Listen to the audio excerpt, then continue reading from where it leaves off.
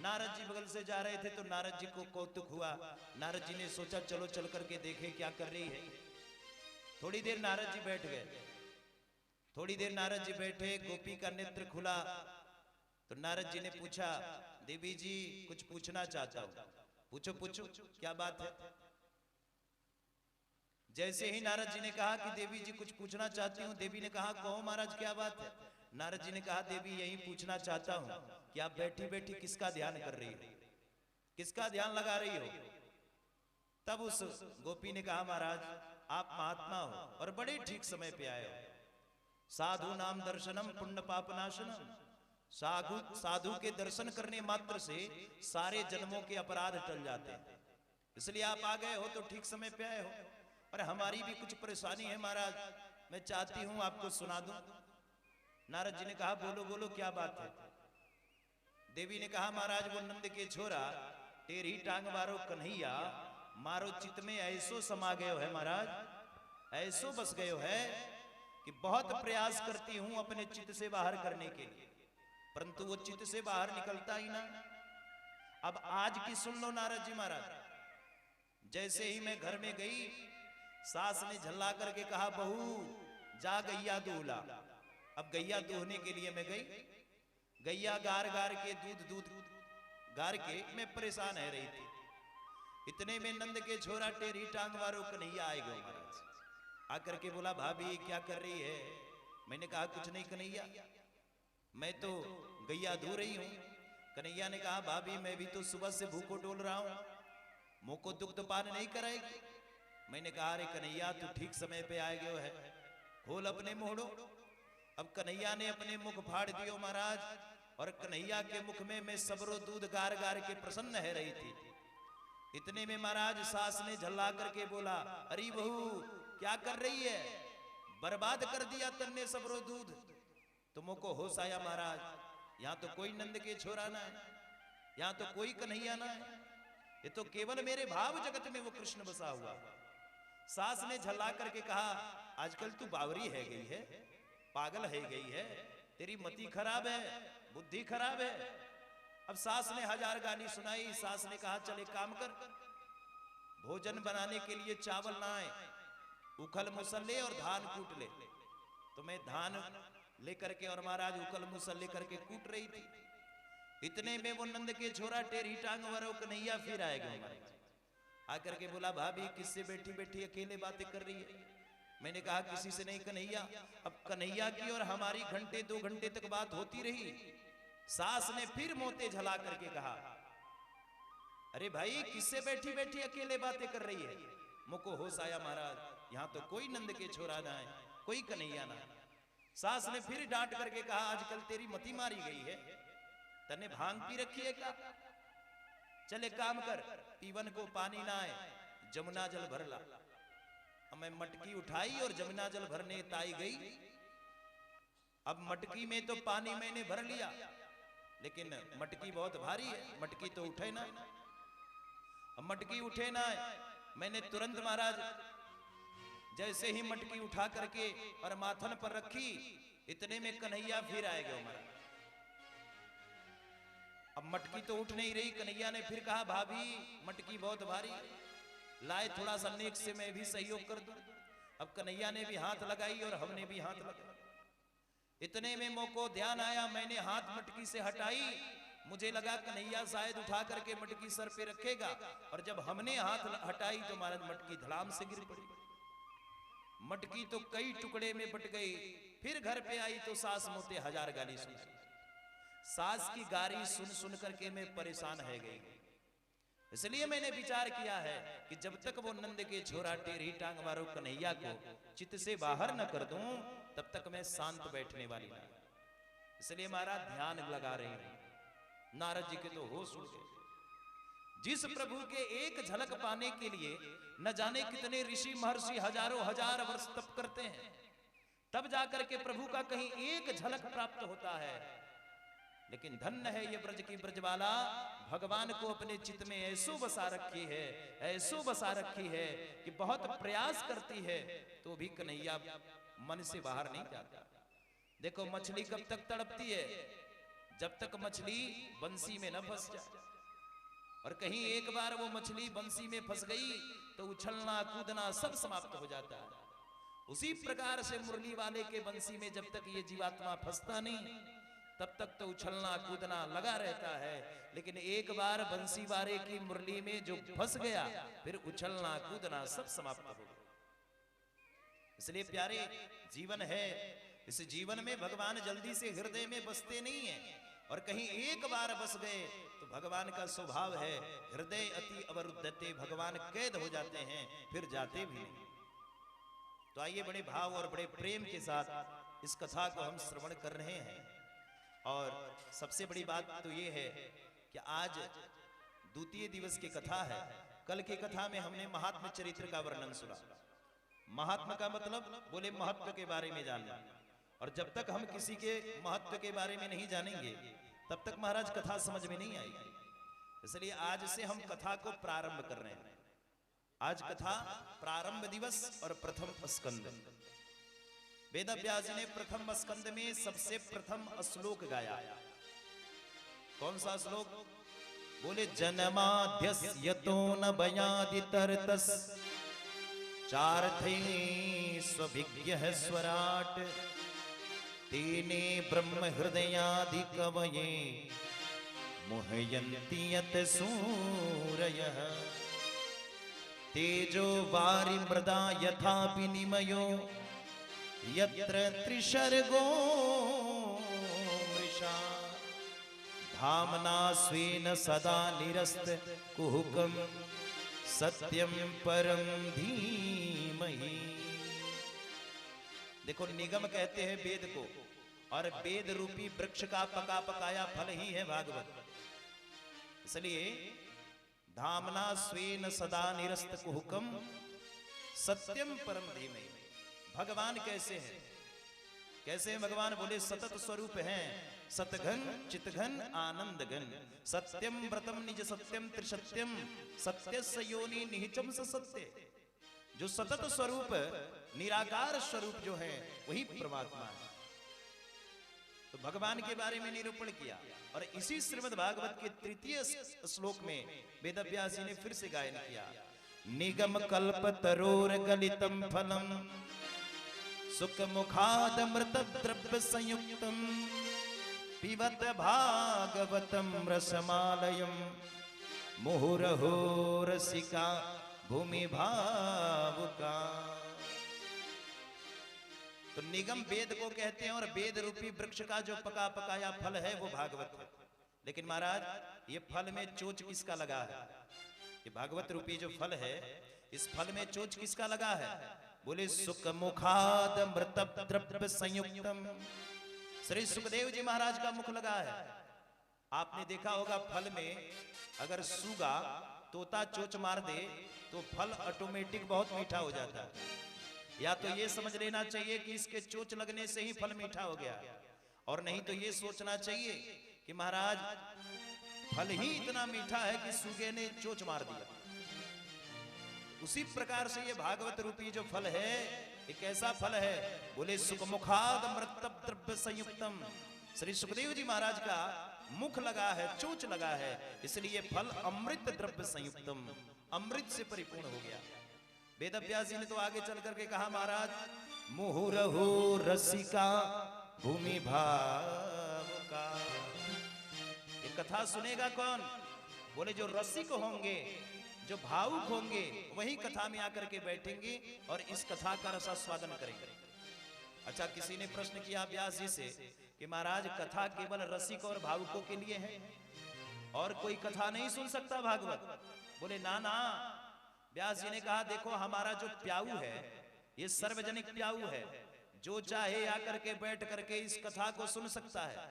लेकिन प्यारे जब कोई मुहुरहो रसिका, जब कोई रसिक और भावुक आकर के बैठ करके कथा सुनेगा तो कथा समझ में आएगी, और रस है नहीं, भाव है नहीं, और आप जबरदस्ती जोर जबरदस्ती से आकर के पंडाल में बैठ गए कि चलो चलो कथा सुन ले। और क्यों सुन ले भाई? पड़ोसी के घर में कथा हो रही है और कहीं हम दिखाई नहीं पड़ेंगे तो पड़ोसी सोचेगा कि देखो भाई सब आ रहे हैं, फलाने व्यक्ति नहीं आ रहे। तो ये मन में विचार आ गई महाराज। तो जोर जबरदस्ती से आकर के हम बैठ भी गए कथा में, और जबरदस्ती से बैठ तो गए लेकिन भाव नहीं है, और भाव है नहीं तो फिर कथा कैसे समझ में आएगी। इसीलिए व्यास जी ने सबको निमंत्रण नहीं दिया कथा सुनने के लिए।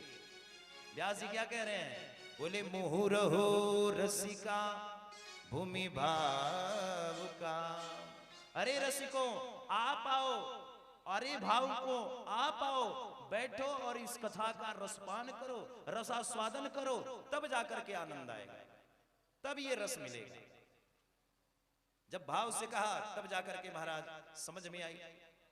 अब यहां पर जिस पवित्र भूमि पर हम बैठ करके इस कथा को सुन रहे हैं, यही कथा को कल हमने छोड़ा महात्मा चरित्र में। कहां छोड़ दिया, बोले महाराज जिस पवित्र भूमि पर हम बैठ करके कथा श्रवण कर रहे हैं, इसी पवित्र भूमि पर वही पवित्र जगह महाराज एक जगह है जिसका नाम है नैमिषारण्य, और उसी नैमिषारण्य तीर्थ में 88,000 ऋषिजन बैठ करके कथा का रसपान कर रहे हैं। कितने ऋषि हैं, बोले 88,000 हैं। 88,000 ऋषियों के बीच में श्री सूत जी महाराज व्यासपीठ पर बैठ करके कथा रसपान करा रहे हैं, सुना रहे हैं। अब देखो एक व्यास बैठे हैं और कितने महात्मा हैं, बोले 88,000 हैं।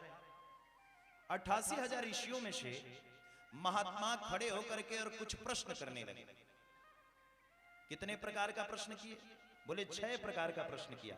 1-2 प्रश्न नहीं किया, 6 प्रकार का प्रश्न किया। और कैसे कैसे प्रश्न किया महाराज। अब आदरणीय श्री सूत जी महाराज बैठे हैं और 88,000 ऋषिजन 6 प्रकार का प्रश्न कर रहे हैं। पहला प्रश्न क्या किया, पहला प्रश्न किया महाराज धर्म किसे कहते हैं। ध्यान से कथा सुनना, ये 6 प्रश्नों पर पूरी भागवत आधारित है।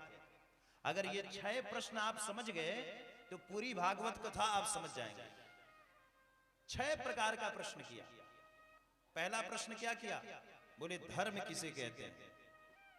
क्या लाखों की संपदा दान करना धर्म है, क्या भागवत सुन लेना धर्म है, क्या जाकर के मंदिर में गोता लगा करके भगवान को प्रणाम करके और फिर आ जाना धर्म है। धर्म क्या है, धर्म किसे कहते हैं, ये पहला प्रश्न है। दूसरा प्रश्न है, हे सूत जी महाराज प्रश्न कौन कर रहा है, बोले 88,000 महात्मा कर रहे हैं। तो दूसरा प्रश्न है महाराज कि मंदिर में जब हम जाते हैं तो मंदिर में महाराज तमाम प्रकार के देवता बैठे रहते हैं। कोई कहता है राम जी श्रेष्ठ हैं, कोई कहता है सबसे बड़े कृष्ण हैं, कोई कहता है नहीं नहीं सबसे बड़े हनुमान जी हैं, कोई कहता है नहीं नहीं सबसे बड़े तो शंकर भगवान हैं, कोई कहता है अरे भाई ये सबको छोड़ो सबसे बड़ी तो दुर्गा मैया है। और कलयुग में तो रोज 2-4 देवी देवता कहीं ना कहीं प्रकट हो जाते हैं, कहीं निमिया माई प्रकट हो गई, कहीं बौरावा बाबा प्रकट हो गए। तुम्हारा देवता कौन श्रेष्ठ है, किस देवता की हम पूजा करें और किस देवता की हम पूजा ना करें, ये हमें बताओ। और तीसरा प्रश्न है महाराज कि वक्ता कौन श्रेष्ठ है, कौन वक्ता श्रेष्ठ है। और चौथा प्रश्न है कि महाराज भगवान के कितने अवतार हैं। और हे सूत जी महाराज पांचवा प्रश्न है कि भगवान अवतार क्यों लेते हैं। अगर राम जी का जन्म रावण को मारने मात्र के लिए हुआ, राम जी ने इसीलिए जन्म लिया है कि रावण को मारना है, अगर इसीलिए राम जी का जन्म हुआ तो विचार करके देखो उसी रावण को बाली ने 6 महीने अपने काखन में कैद करके रखा, और महाराज उसी रावण को सहस्त्रा अर्जुन ने 6 महीने तक अपने काखन में कैद करके रखा, सहस्त्रा अर्जुन ने भी। और उसी सहस्त्रा अर्जुन को, क्योंकि 2 बार रावण का युद्ध हुआ, एक तो बाली से हुआ और दूसरा सहस्त्रा अर्जुन से। सहस्त्रा अर्जुन ने भी रावण को 6 महीने तक कैद किया, और उसी सहस्त्रा अर्जुन को परशुराम जी महाराज ने अपने फरसे से बोटी बोटी बना करके हटा दिया। तो विचार करो जो कार्य राम जी को करना है वो कार्य तो परशुराम जी भी कर सकते थे, तो राम जी का अवतार क्यों हुआ, राम जी क्यों संसार में आते हैं, किस लिए आते हैं, ये हमारा पांचवा प्रश्न है। और छठा प्रश्न है महाराज कि धर्म, जब भगवान इस धराधाम से द्वापर से गए तो धर्म किसकी शरण में गया? भगवान जब, क्योंकि भगवान संसार में जब जब रहे तब तक धर्म था, और भगवान के जाते ही धर्म समाप्त हो गया। क्योंकि कलयुग में धर्म नहीं है। कलयुग में क्या है? देखो, सतयुग में क्या था? बोले सत्य था। उसके बाद आया त्रेता। त्रेता में क्या था? तो सतयुग में सत्य, और त्रेता में बोले दया, और द्वापर में बोले धर्म। भगवान श्री कृष्ण थे इसीलिए धर्म था। और कलयुग में बोले ये कलयुग में तीनों समाप्त हो गए, सत्य, दया और धर्म, ये तीनों समाप्त हो गए। कलयुग में क्या है? बोले दान। अगर मनुष्य कलयुग में अपना कल्याण करना चाहे तो सनई सनई कल्याण करने के लिए थोड़ा थोड़ा दान, डोनेशन करके अपना कल्याण कर सकता है। ये चार चीज हैं हमारे जीवन की। तो सब युगों में सब प्रकार का प्रभाव है, क्योंकि कलयुग में कोई धर्मात्मा नहीं पैदा होगा तो धर्म रहेगा कहां से? अरे भाई, तो झूठा ही लेना, झूठा ही देना, झूठा ही भोजन, झूठे चबेना। दिन भर में तो हम 200 झूठ बोलते हैं, और अपने आप को विचार करें कि हम धर्मात्मा हैं, हम बड़ा धर्म कर रहे हैं, बड़ा सत्कर्म कर रहा है। और झूठ का तो एक बहुत बड़ा प्रपंच आ गया महाराज, जिसको टावरफुल के नाम से जाना जाता है। बोले मोबाइल। आदमी अगर सत्यवादी हो तो उसे मोबाइल पकड़ा दो। देखो महाराज कैसे धड़ल्ले से झूठ बोलता है। तो इस कलयुग में धर्म भी नहीं है, और सत्य तो कोई महाराज सत्य का आचरण कैसे करेगा? अरे सत्य था कब? बोले महाराज त्रेता का समय था। महाराज हरिश्चंद्र जैसे सत्यवादी। तो ना धर्म रहा, ना सत्य रहा, और ना ही किसी पर दया रही। अब दया तो भाई भाई पर भी नहीं करता महाराज। भाई का 5 बीघा अगर हड़प लेना है तो महाराज हमको संदेह नहीं लगता, हम अपने भाई का ही कत्ल करके 5 बीघा ले सकते। दया है कहां? अरे भाई, किसी प्रकार से हमें अपने लिए जीना है, हमें अपने अपने बच्चों के लिए जीना है। बस मनुष्य यही सोचता है कि बस हमको किसी प्रकार से झूठ ही लेना, झूठ ही देना, झूठ से कमा भी लेना है, और झूठ बोल करके कुछ दे भी देना है।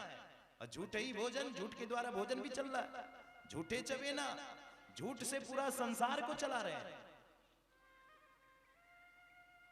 इसलिए मनुष्य के लिए कलयुग में तीनों चीज समाप्त हो गया। मनुष्य के लिए तो एक बच गया। क्या क्या बच गया? बोले दान। दान से ही मनुष्य कलयुग में कल्याण कर सकता है।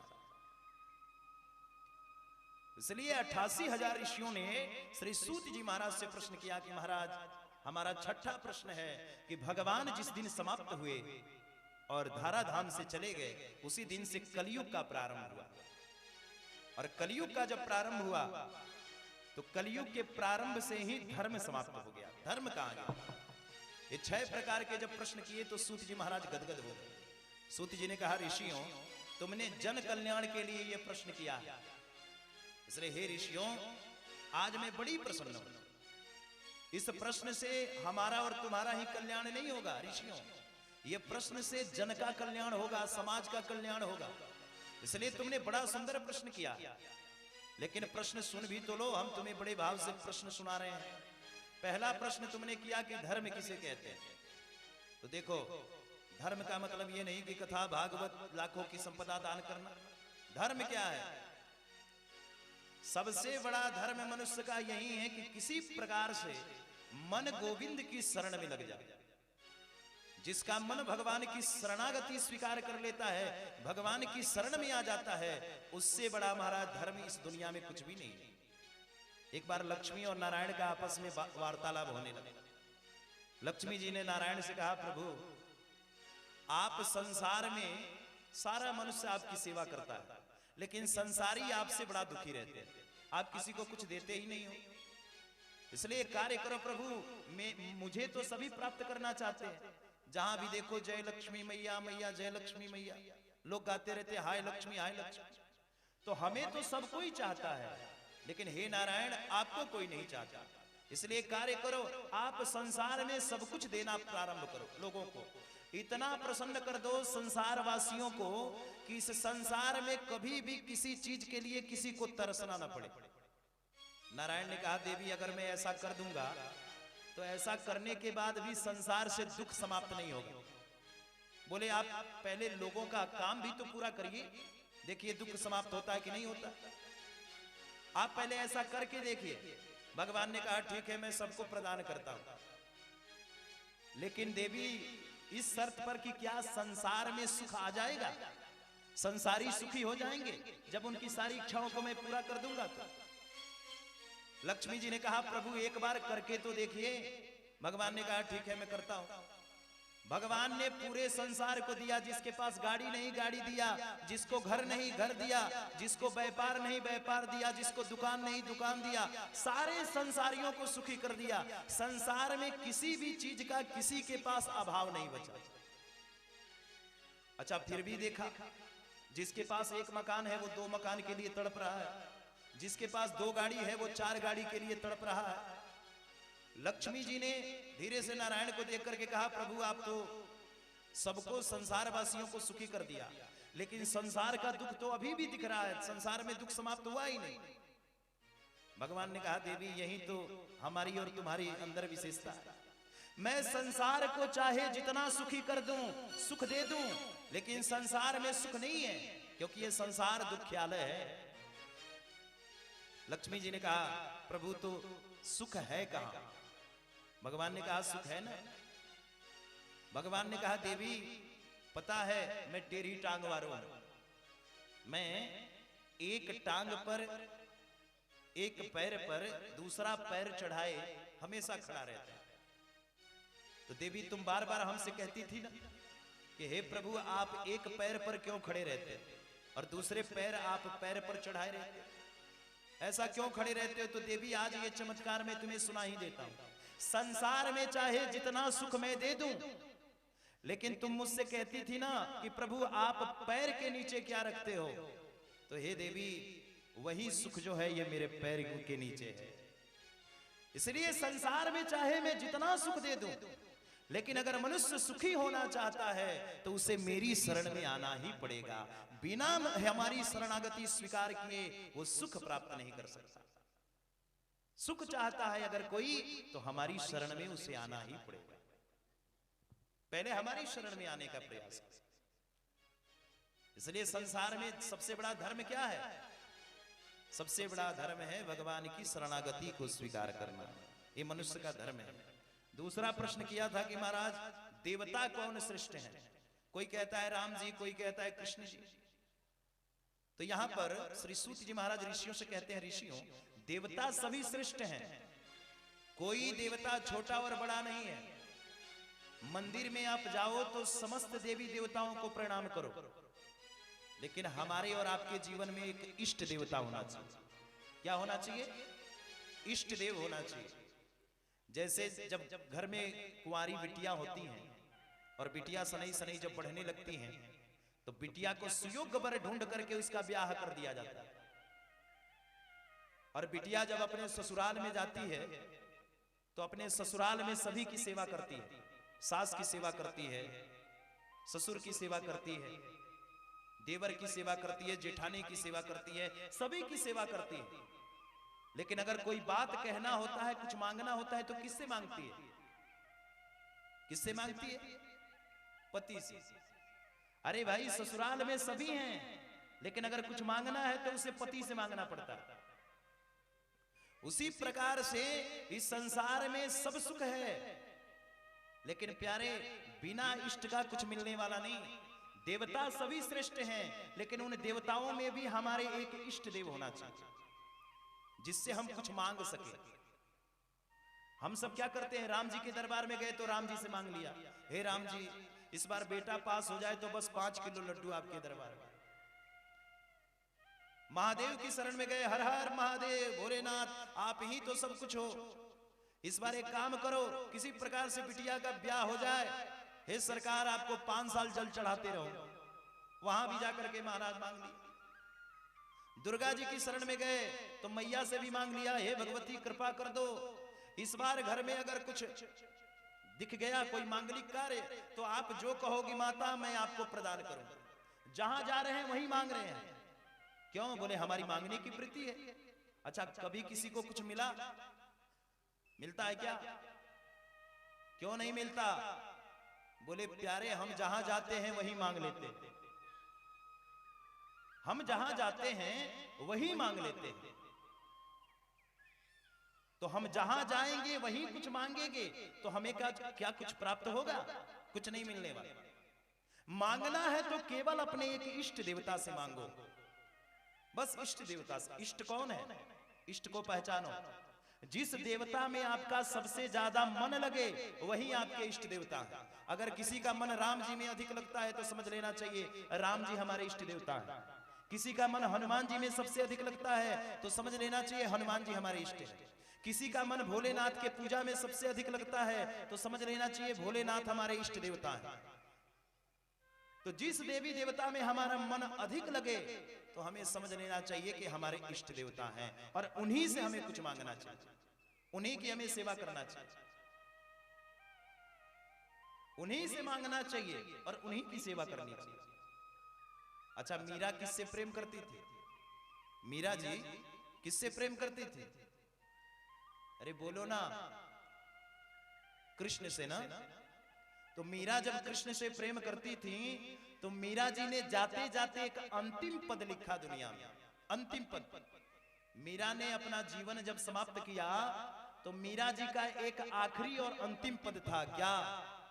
पायो जी मैंने राम रतन धन पायो, पायो जी मैंने राम रतन धन पायो, पायो जी मैंने राम रतन धन पायो। राम रतन धन, राम रतन धन, राम रतन धन, राम रतन धन, राम रतन धन,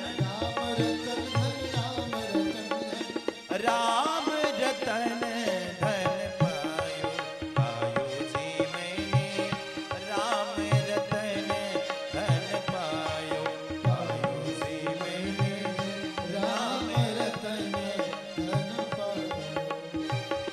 वस्तु अमूल दिए मेरे सतगुरु, वस्तु अमूल दिए मेरे सतगुरु, सेवा कर अपनायो, पायो जी मैंने राम रतन धन पायो, पायो जी मैंने राम रतन धन पायो।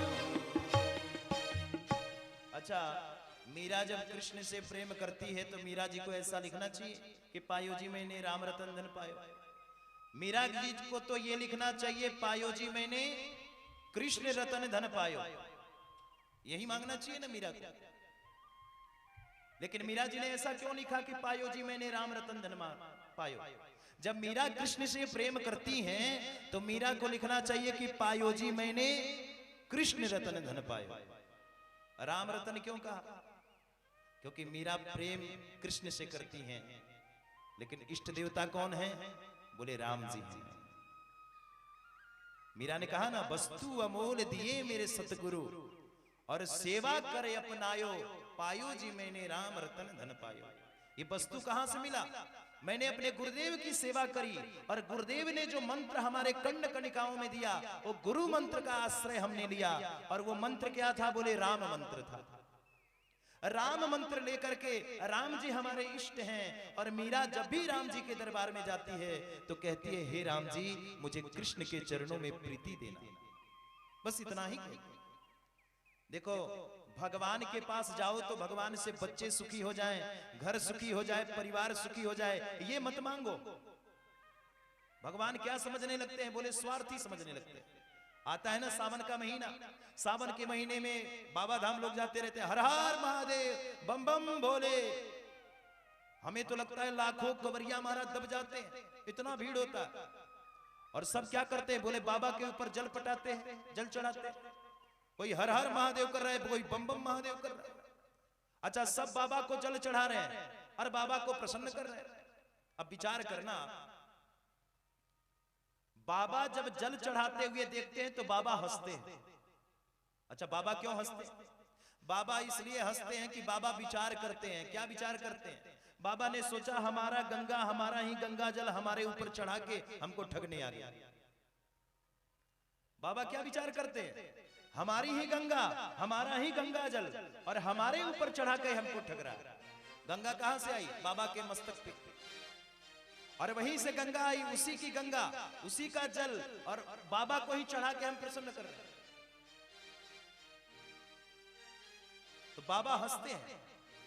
बाबा को प्रसन्न करना है तो प्यारे सीख लो बाबा कैसे प्रसन्न होते हैं। महादेव कहते हैं, प्यारे तू मुझे जल चढ़ा या ना चढ़ा, तू मुझे पदार्थ चढ़ा या ना चढ़ा, जीवन में अगर कुछ चढ़ाना चाहता है तो बस एक ही चीज चढ़ा देना, अपने नेत्रों की 2 बूंद आंसू जहां भी आए तो अपने नेत्रों की 2 बूंद आंसू मेरे ऊपर चढ़ा देना। और मैं सत्य कहता हूं, तुम्हारे नेत्रों की 2 बूंद आंसू अगर मेरे ऊपर चढ़ जाता है तो मैं सत्य कहता हूं, जितना मैं अपने कैलाश में नहीं डूबता उतना तेरे नेत्रों की 2 बूंद अश्रु प्रवाह में मैं डूब जाता हूं।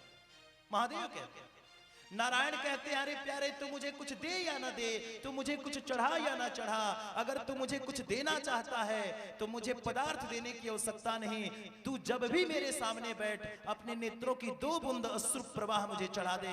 मैं सत्य कहता हूं, अपनी प्रीतमा लक्ष्मी में मैं जितना प्रसन्न नहीं होता उतना तेरे नेत्रों की 2 बूंद अश्रु प्रवाह में मैं प्रसन्न हो जाता हूं। इसीलिए नारायण प्रसन्न है। इसलिए भगवान को कुछ चढ़ाने की जरूरत नहीं, भगवान से कुछ मांगने की जरूरत नहीं। भगवान से तो बस एक चीज कहो, क्या? भगवान से मत मांगो।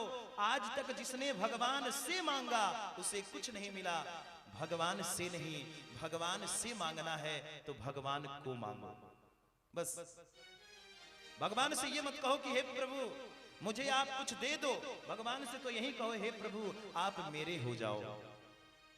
और भगवान जब आपके हो जाएंगे तो आपको सब कुछ मिल जाएगा।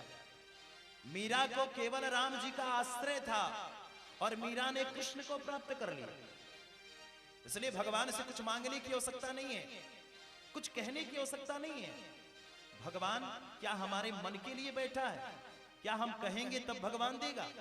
वो तो अंतर्यामी है, कुछ भी दे सकते हैं। ये भगवान की विशेषता है, कुछ भी दे सकते हैं प्रभु। एक राजस्थान में महात्मा हुआ करते थे, नामदेव जी महाराज। किसी ने महात्मा से कहा कि महाराज आप तो प्रभु के बड़े निकट हो, तो भगवान से कुछ मांगते नहीं, आज तक अपनी एक झोपड़ी भी नहीं बनाई, आज तक आपने कुछ अपने लिए नहीं किया, तो कुछ तो मांग लो। महात्मा कहते हैं, जब भी भगवान के दरबार में जाते हैं तो कहते हैं, हे प्रभु मैं अगर मांगू तुझे, मैं अगर मांगू तुझे पर तुम ना देना मुझे, मैं अगर मांगू तुझे पर तुम ना देना मुझे, नहीं तो आशिक नहीं मजदूर हो जाऊंगा। हे प्रभु अगर मैंने आपसे कुछ मांग लिया और आपने मुझे कुछ दे दिया तो मैं आपका आशिक नहीं, मैं तो एक मजदूर हो जाऊंगा कि मैंने कुछ किया और आपने कुछ दिया। इसलिए मैं जीव हूं और जीव का स्वभाव है मांगना। मैं अगर मांग भी लिया तो आप कभी देने की चेष्टा मत करना। भक्त तो ऐसा ही होना चाहिए भगवान, ऐसी ही भक्ति और ऐसी ही निष्ठा हमारे जीवन में बस प्राप्त हो जाए, बस मिल जाए तो फिर कुछ बचा ही नहीं। तो दूसरा प्रश्न था कि महाराज देवता कौन श्रेष्ठ हैं? तो महाराज जिस देवता की हम पूजा कर लें, जिसमें हमारा मन लगे, सभी देवी देवता की पूजा करो, लेकिन देवता में भी एक इष्ट देव है जिससे हम कुछ कह सके, जिससे हम कुछ मांग सके। इष्ट हमारे जीवन में बहुत जरूरी है। अब तीसरा प्रश्न है कि महाराज वक्ता कौन श्रेष्ठ है? सूत जी कहते हैं, ऋषियों वक्ता वही श्रेष्ठ है जो गागर में सागर भर के बोले, थोड़ी सी में ही बड़ा अद्भुत समझ रख करके और समझा दे, वही वक्ता है। चौथा प्रश्न है कि महाराज भगवान के कितने अवतार हैं? तो देखो भगवान के 24 अवतार हैं। अब पांचवा प्रश्न है कि राम जी का अवतार क्यों? मुस्कुरा करके सूत जी ने कहा, ऋषियों तुमने जो प्रश्न किया ये तो प्रश्न बड़ा अनूठा प्रश्न है। अरे भगवान किसी से पूछ करके लेते हैं क्या होता? भगवान तो यही विचार करते हैं, जब जब होई धर्म की हानि, बाढ़ई असुर अधर्म अभिमानी, तब तब धरी प्रभु विविध शरीर। जब जब इस संसार में कुठारघात होता है और महाराज धर्म की व्यवस्था जब बिगड़ने लगती है तो भगवान धर्म संस्थापनार्थाय संभवामि युगे युगे, धर्म की स्थापना करने के लिए भगवान अवतार लेते हैं। और तुमने आखिरी प्रश्न किया छठा कि भगवान जब अपनी लीला समाप्त करने के गए तो धर्म किसकी शरण में चला गया। रोते हुए सूत जी ने कहा, ऋषियों, भगवान जिस दिन से संसार से गए उसी दिन से धर्म समाप्त हो गया, धर्म रहा ही नहीं। इसलिए कलयुग में तो धर्म है ही नहीं। भगवान जिस दिन से गए उसी दिन से धर्म समाप्त हो गया। एक धर्मात्मा राजा थे, वो थे परीक्षित, और वो परीक्षित को सुखदेव जी ने भव तागर से तार दिया।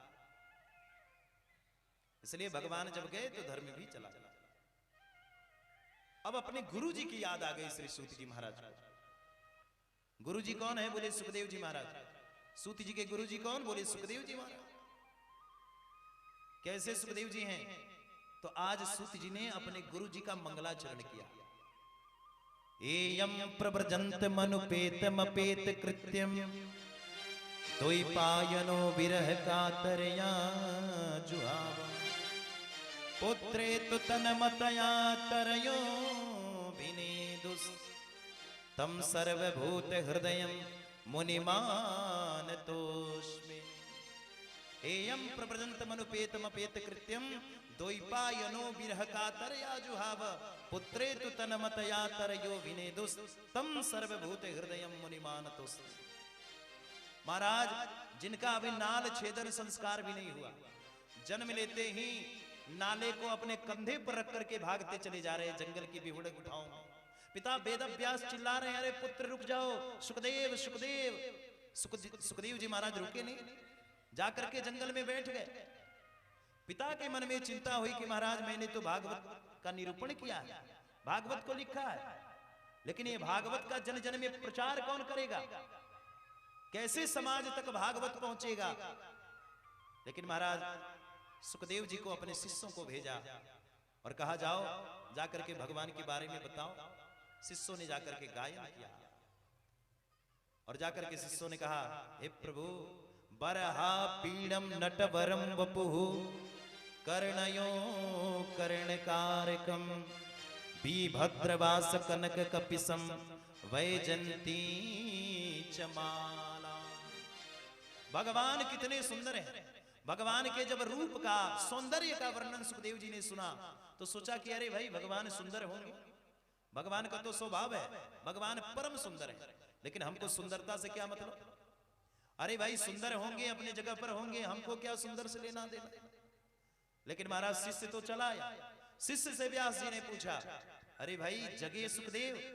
उन्होंने कुछ कहा, बोले महाराज थोड़ी देर के लिए नेत्र खुला, लेकिन विचार करने लगे, अरे भाई भगवान सुंदर होंगे तो सुंदरता से हमको क्या लेना देना? सुंदर तो संसार में प्रभु ही हैं, तो उनके सौंदर्य से मुझे कुछ नहीं प्राप्त करना। अब वेदव्यास जी ने कहा, चलो अगर ऐसी बात है तो एक और श्लोक में देता हूं। अहो वकीयम मस्तन कालकूटम जिंघासयापायदपात साध्वी। अहो देखो तो सही उस पूतना को, कालकूट पूतना, जिसने अपने स्तनों में जहर भर करके प्रभु को पिलाने के लिए आई है और विचार कर रही है कि जहर भर करके मैं प्रभु को पिलाऊंगी और कृष्ण को पिला करके मार दूंगी। जहर भर करके आई पूतना को भी जब प्रभु ने देखा तो सोचा जाने तो कुछ भी नहीं, मौसी है। और मौसी का मतलब, बोले माँ जैसी, जो माँ जैसी है वही मौसी है, मौसी बन करके आई है, इसलिए इसका उद्धार करना तो मेरा परम कर्तव्य है। उस कालकूट पूतना का भी जिसने उद्धार कर दिया, जो प्रभु को मारने के लिए आई है। इतना दयालु, इतना कृपालु इस संसार में कोई हो भी नहीं सकता। सुखदेव जी ने जब सुना तो उठ करके खड़े हुए और भागने लगे, जाकर के अपने पिता का चरण पकड़ लिया। हे पिताश्री, आज मैं तृप्त हो गया, मेरा कल्याण करो। उस दयालु प्रभु की ऐसी कोई पावन चरित्र सुनाओ, और जिन श्लोकों को आपने दिया है ऐसे श्लोकों को सुनाओ। तब पिता वेदव्यास जी ने कहा, अरे पुत्र सुखदेव, तुम्हें पता नहीं, ऐसे ऐसे तो मेरे पास 18,000 श्लोक हैं। अच्छा पिताश्री, इन 18,000 श्लोकों का क्या विभाजन है? बोले इसी को कहते हैं श्रीमद् भागवत।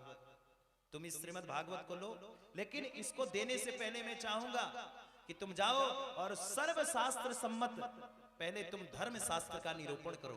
महाराज जनक के दरबार में जाओ। महाराज जनक के दरबार में जाओ और वहीं पर जाकर के तुम सब शास्त्र का प्रांगत करो। देखो उस समय के महाराज बड़े प्रसिद्ध संत हैं महाराज जनक, जिनको विदेह राज कहा जाता है। विदेह का मतलब बोले जो देह में स्थिर ना हो वो विदेह है। हम सब क्या है बोले देही हैं, हम सब देह में स्थिर हैं। और महाराज जनक बोले वो देह में स्थिर नहीं है, वो परम विदेह हैं। उनका तो महाराज एक अलग भाव है। महाराज जनक भगवान में धर्मनिष्ठ हैं और शरीर में स्थिर नहीं रहते। एक बार महाराज जनक के दरबार में याज्ञवल्क मुनि का आगमन हुआ।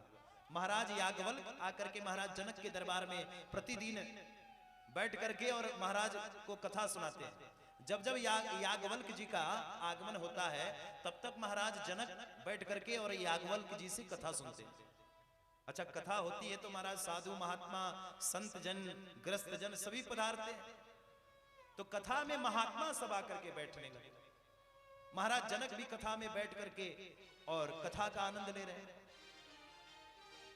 तो जब तक याज्ञवल्क जी का ये क्या आदेश था, जब तक याज्ञवल्क जी बैठ करके व्यासपीठ पर कथा को प्रारंभ करते थे, और कभी कभी ऐसा होता था कि महाराज जनक को आने में लेट हो जाती थी कथा सुनने में, तो उस समय तक याज्ञवल्क जी क्या करते थे बोले व्यासपीठ पर बैठ करके बोलते नहीं थे, कथा को प्रारंभ नहीं करते। तो महात्मा लोग जो बैठे थे पंडाल में वो सब यही विचार करते थे कि शायद वो राजा है और राजा बहुत सारा धन देते होंगे। उस बहुत सारे धन को लेने के लिए शायद याज्ञवल्क महात्मा जो हैं, याज्ञवल्क मुनि जो हैं, वो राजा की प्रतीक्षा करते होंगे, क्योंकि राजा हैं और उनकी प्रतीक्षा इसीलिए हो रही होगी। लेकिन याज्ञवल्क जी परम सिद्ध महात्मा हैं। याज्ञवल्क जी ने सोचा कि एक बार इन संतों का हम परीक्षण करें कि महात्माओं का परीक्षण क्या है। महाराज जनक आकर के बैठ गए और सारे महात्मा जन भी बैठ करके और धर्म शास्त्र का उपदेश चल रहा है। महाराज याज्ञवल्क कथा वाचन कर रहे हैं। इसी बीच में महाराज दो चार सैनिक आए और महात्माओं से कहे, महात्माओं आप सब यहां बैठ करके कथा सुन रहे हो, आपकी कुटिया में आग लग गई। सारे के सारे महात्मा भाग खड़े हुए। कोई अपने कुटिया में जाकर के देख रहा है कहीं कहां आग लगा, अरे मेरा ये जल जाएगा, मेरा वो जल जाएगा। लेकिन महात्मा जब कुटिया के समीप गए तो कोई आग नहीं थी, कहीं आग नहीं लगी थी। इसी बीच में दो चार सैनिक आए और आकर के और कथा कौन सुन रहा है तो महाराज जनक सुन रहे हैं। जनक जी के दरबार में बोला, जनक जी के दरबार में बोले, महाराज जनक आप बैठ करके यहां कथा सुन रहे हो और दूसरे राज्य के राजाओं ने आपके राज्य पर आक्रमण कर दिया है। महाराज जनक ने कहा, जिसका राज्य है वो जाने, जिसका राज्य है वो संभाले, मुझे तो प्रभु की कथा सुननी, मुझे तो प्रभु की कथा सुननी है। इतने में कुछ क्षण बीता, दो चार और शिष्य आए और बोले, महाराज आप यहां कथा सुन रहे हो और आपका राज्य कोष जल गया, अब प्रजा कैसे खाएगा, प्रजा कैसे खुशहाल रहेगा। महाराज ने कहा, जिसका राज्य है, जिसकी प्रजा है वो जाने, कैसे खाएगा, कैसे रहेगा। मुझे तो याज्ञवल्क जी की कथा हो रही है और प्रभु का चरित्र हो रहा है, मुझे तो कथा सुनने से मतलब। थोड़ी ही देर में महाराज कथा समापन हुआ। महात्मा सब भाग करके आए तो देखा कुटिया जली नहीं, आकर के सब लज्जा के मारे बैठ गए कथा। जब कथा समाप्त हुई तो याज्ञवल्क जी ने कहा, महात्माओं आप सब बैठ रहे थे और निष्ठा भाव से कथा सुन रहे थे, लेकिन जब आपको पता चला कि आपके कुटिया में आग लग गई तो आप तो केवल प्रभु के भक्त हो और भगवान से आपको मतलब है, लेकिन परम पवित्र प्रभु के पावन चरित्र को तुमने छोड़ करके और आप सब भाग करके खड़े हुए कुटिया देखने के लिए, क्योंकि आपको प्रभु का प्यार नहीं, आपको तो कुटिया प्यारा है। लेकिन धन्य है ये राजा जनक, जिसकी इतनी बड़ी राज्य है, जिसकी इतनी बड़ी संपदा है, ये राज्य सत्ता जो चला रहे हैं। महाराज वो जनक आज बैठ करके भाव से कथा श्रवण कर रहे हैं और जनक ने कहा भी कि जिसका है वो जाने। इसलिए महात्माओं यहां पर मैं इसलिए कथा नहीं वाचन कर रहा था कि महाराज जनक मुझे कुछ देते हैं, मैं इसलिए कथा नहीं सुनाता था कि कथा सुनने वाला तो कोई पवित्र और विशुद्ध श्रोता जब आता है तभी वक्ता को कथा सुनाने में आनंद आता है। इसलिए कथा कौन कितना भाव से सुन रहा है, ये सबसे बड़ी बात है। कथा सुनने के लिए तो सभी लोग आते हैं, कोई टेंट देखने आता है, कोई पंडाल देखने आता है, कोई व्यास जी का मुख देखने आता है, अरे भैया काले हैं कि गोरे हैं कि फलाने, ऐसे ऐसे लोग भी देखने आते हैं। कोई सोच रहा है अरे भैया बाजा ठीक नहीं बज रहा है, कोई माइक कह रहा है कि माइक ठीक नहीं चल रहा है, कोई साउंड देख रहा है कि साउंड ठीक नहीं चल रहा है। लेकिन कथा सुनने वाला व्यक्ति तो केवल कथा सुनने आ रहा है, उसको केवल कथा से मतलब है, वो तर्क और वितर्क और कुतर्क में नहीं पड़ा है, उसको तो कथा ही चाहिए। देखो 3 प्रकार के श्रोता होते हैं, एक होता है श्रोतव्य श्रोता, जिसको कथा से मतलब है, कथा हो गई और जैसे भी कथा हुई धर्म और निष्ठा के साथ में कथा सुन रहा है, वो है श्रोता। और एक होता है सोता, घर में 6-6 गोली खावे तो नींद आवे मरा, और यहां आ गया आते ही कथा में एक खराटे लगने लगे पूछो मत। तो इनको घर पे नींद नहीं आती, कथा में ही आके नींद आती। तो ये दूसरे नंबर के हैं सोता, और एक है सरौता, तीसरे नंबर वाला। सरौता जानते हैं आप सब, सुपारी काटने वाला। तो महाराज ये तीसरे नंबर वाले क्या आते हैं, बोले कथा को काटने छाटने, ऐसा नहीं हो रहा है, वैसा नहीं हो रहा है, ये नहीं बना वो नहीं बना, ये क्यों हो रहा है वो क्यों हो रहा है। उनका जीवन 7 दिन केवल कुतर्क वितर्क करने में ही बीत गया, तब तक पता चले कि पूर्णाहुति हुआ व्यास जी अपने घर। ये क्या है, बोले ये है सरौता, ये श्रोता नहीं है। लेकिन जो श्रोता है वो श्रोतव्य है, वो तो सुनने आया है, चाहे जैसे हो रहा है प्रभु का चरित्र हो रहा है। अरे प्यारे ये जरूरी नहीं है कि आप कैसा, मीरा से किसी ने कहा मीरा जी आप राग से नहीं गाती, मीरा जी से किसी ने कहा मीरा जी आपका राग अच्छा नहीं है, आप राग से नहीं गाती हो। मीरा ने बड़ा सुंदर कहा, प्यारे गाने के लिए राग की जरूरत नहीं, गाने के लिए तो अनुराग की जरूरत होती है। अनुराग, राग की जरूरत नहीं। आप कितना राग से गा रहे हो इसका महत्व नहीं है, आप कितना अनुराग से गा रहे हो इसका महत्व है, बस इसका महत्व है। आप कथा कितना सुन रहे हो इसका महत्व नहीं, आप कथा उतार कितना रहे हो इसका महत्व है। यही कथा है जीवन का, यही सार है जीवन का। इसलिए महाराज जनक कोई साधारण व्यक्ति नहीं है, महाराज जनक तो परम पवित्र हैं। ऐसे जनक के दरबार में, विजय राज के दरबार में श्री सुखदेव जी का आगमन हुआ। महाराज सुखदेव पधारे, और महाराज सुखदेव पधारे, महाराज जनक ने बड़ा सुंदर सुखदेव जी का आदर किया, और आदर करके और फिर सुखदेव जी ने क्रोध को जीत लिया, काम को जीत लिया। व्यास जी के पास ये पत्र गया कि महाराज आपका पुत्र तो वितराग संत है, इसलिए भागवत योग्य है, भागवत का अधिकारी है। अरे भाई वक्ता बनने में समय लगता है, आजकल तो हमारे अयोध्या वृंदावन में 6-6 महीने में कोर्स चल रहा है। छोटे छोटे बच्चे न जाने कितने होड़ पड़ा है वक्ता बनने के लिए, कथावाचक बनने के लिए। 6 महीने में कोर्स पूरा, और आ गए जजमान के दरबार में कि भैया हमू कथा करते हैं, हमू कथा करते हैं, हमारी कथा करो, हमारी कथा करो। आ गए महाराज, क्यों, बोले ये धंधा हो गया, धर्म नहीं।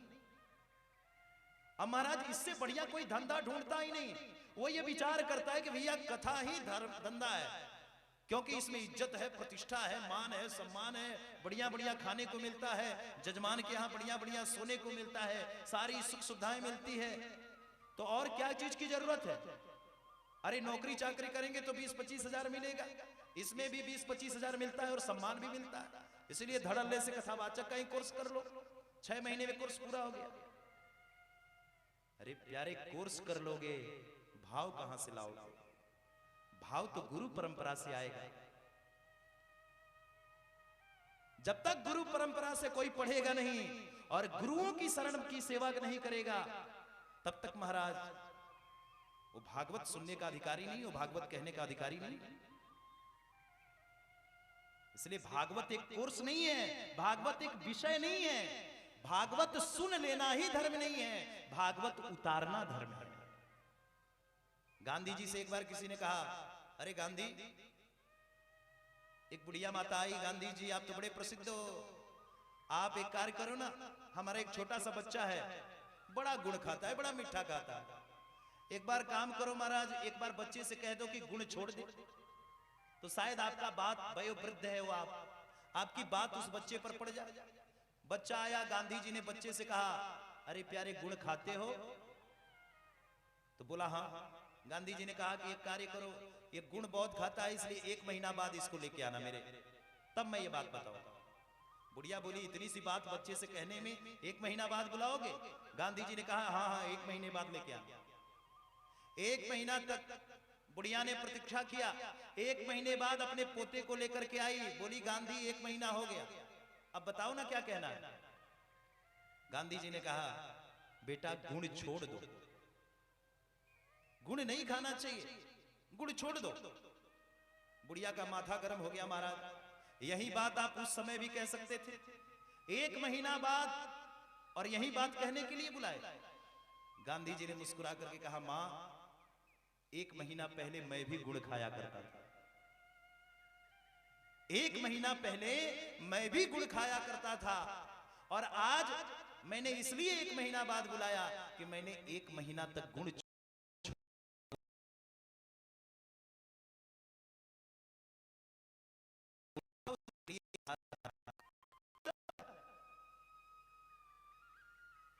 कहने का मतलब, वक्ता का मतलब वो है कि प्यारे जीवन में भी जिसका कुछ क्रम हो, कुछ साधना हो, जब तक धर्म नहीं है, कर्म नहीं है, निष्ठा नहीं है, साधना नहीं है, तो उस वक्ता का कथा और उस वक्ता का प्रभाव कभी हो ही नहीं सकता।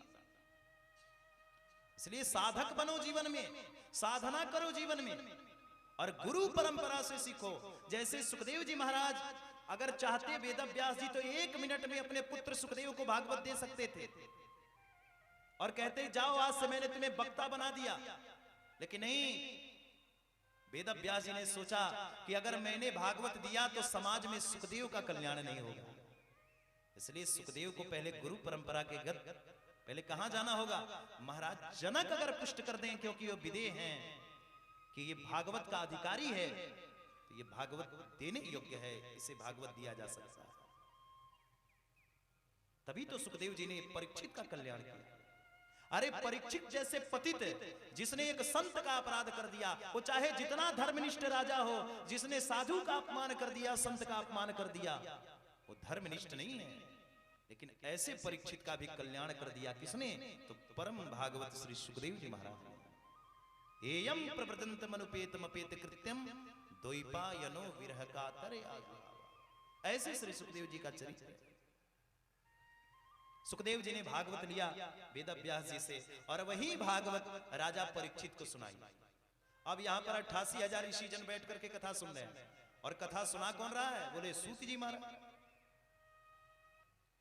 अब 88,000 ऋषियों को सूत जी कथा सुना रहे हैं। 88,000 महात्माओं ने कहा कि महाराज, जिस सुखदेव जी महाराज ने राजा परीक्षित को कथा सुनाई, वो परीक्षित कौन है? परीक्षित के बारे में बताएं, क्योंकि जब तक परीक्षित के बारे में सुनेंगे नहीं, कथा समझ में नहीं आएगी। सुखदेव जी महाराज मुस्कुराए और बोले, ऋषियों, ये बड़ी सुंदर श्री परीक्षित जी की कथा है, इसलिए जब तक परीक्षित के बारे में नहीं जानोगे, कथा समझ में नहीं आएगा। और कथा तो तभी कल्याण करेगा कि हम परीक्षित के चरित्र को जाने, परीक्षित कौन है। इसलिए आओ भाव से तुम सब सुनो, और हम तुम्हें परीक्षित के पावन चरित्र को सुनाते हैं, ध्यान पूर्वक सुनो।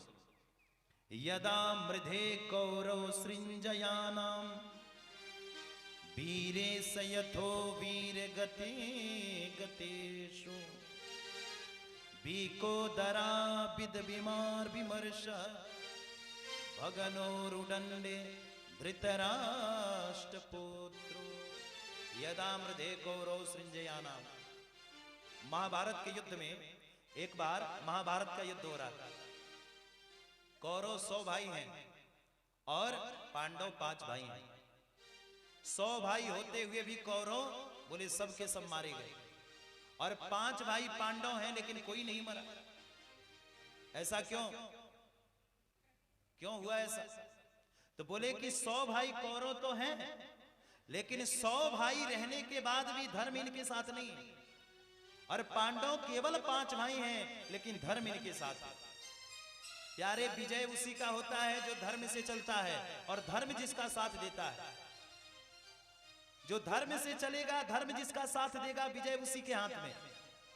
कौरव 100 भाई हैं, 100 के 100 मारे गए। क्यों? क्योंकि धर्म नहीं है।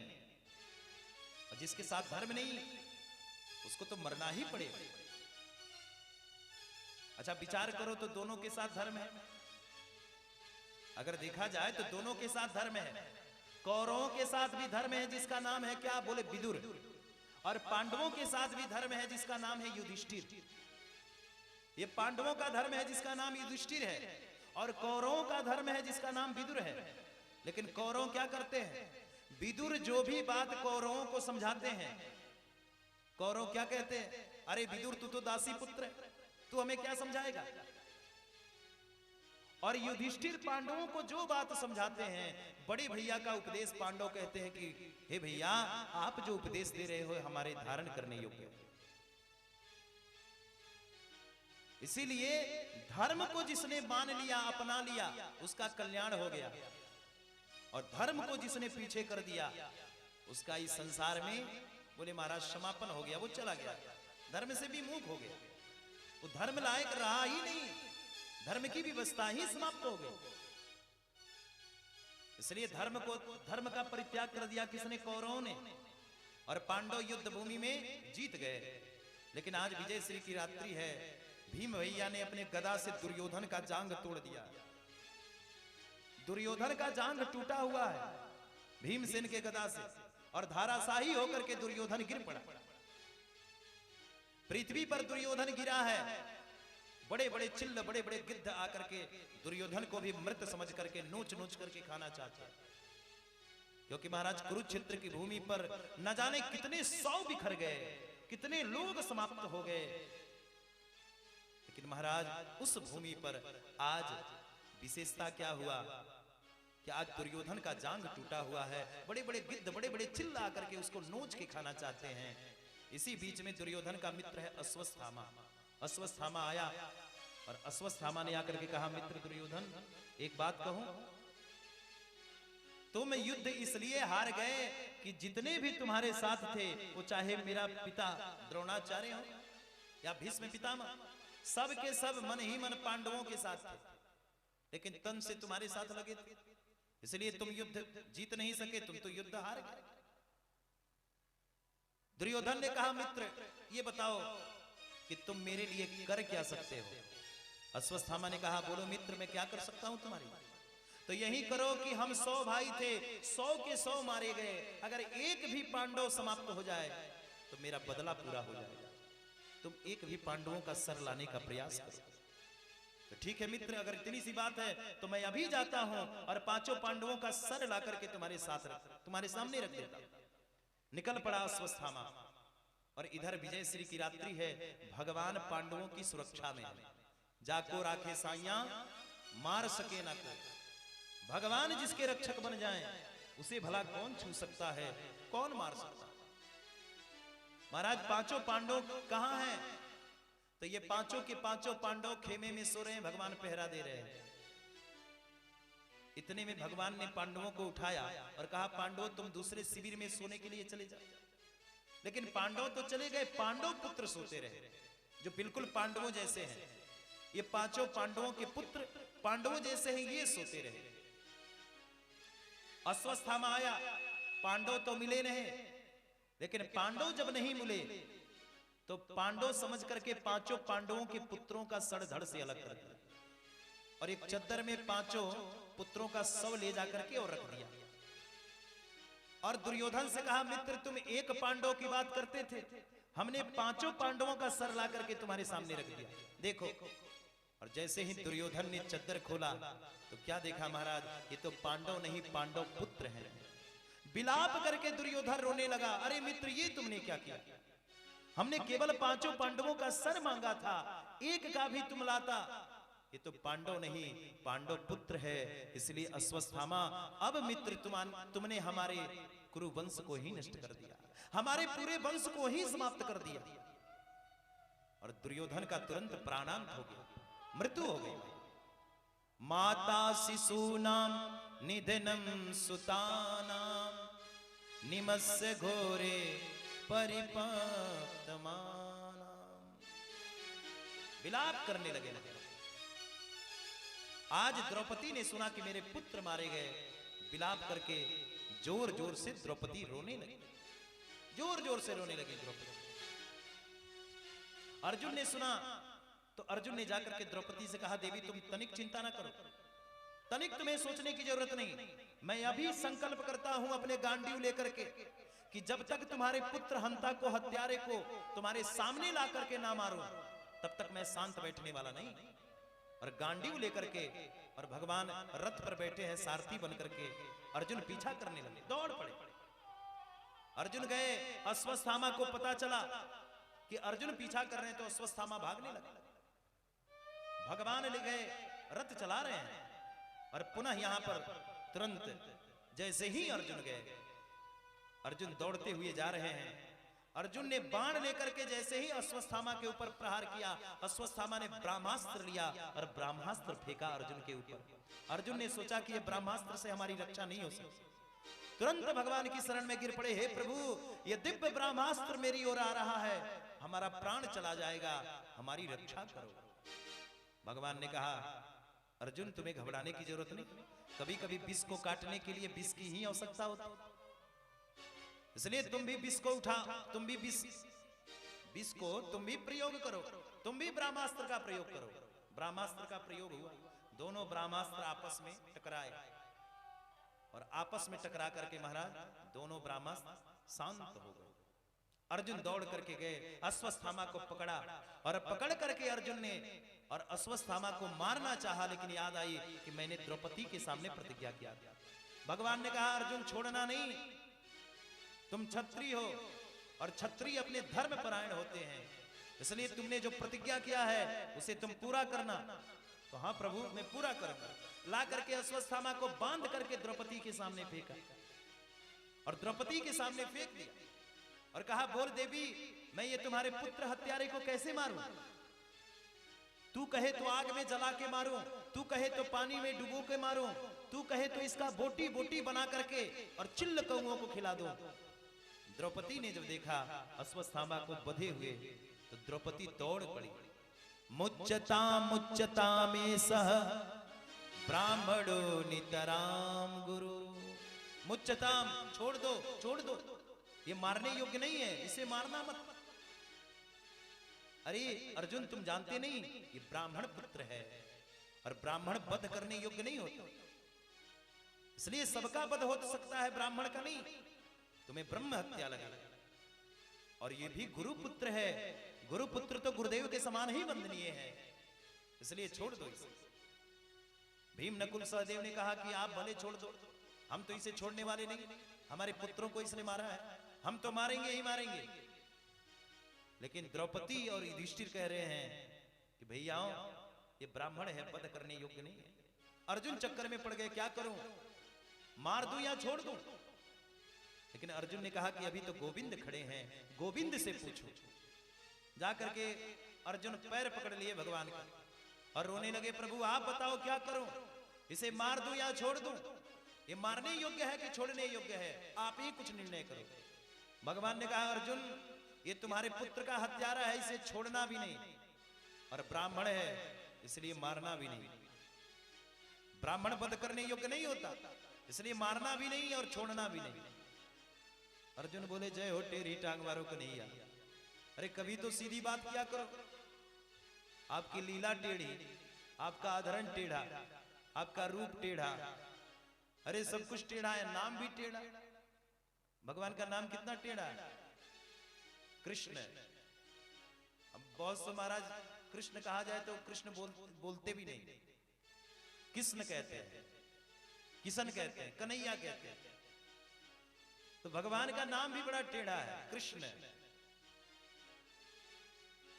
इसलिए भगवान सब कुछ टेढ़े ही टेढ़े हैं, भगवान का नाम टेढ़ा, रूप टेढ़ा, लीला टेढ़ी। अर्जुन ने कहा, सरकार अरे कभी तो सीधा बात कर लिया करो।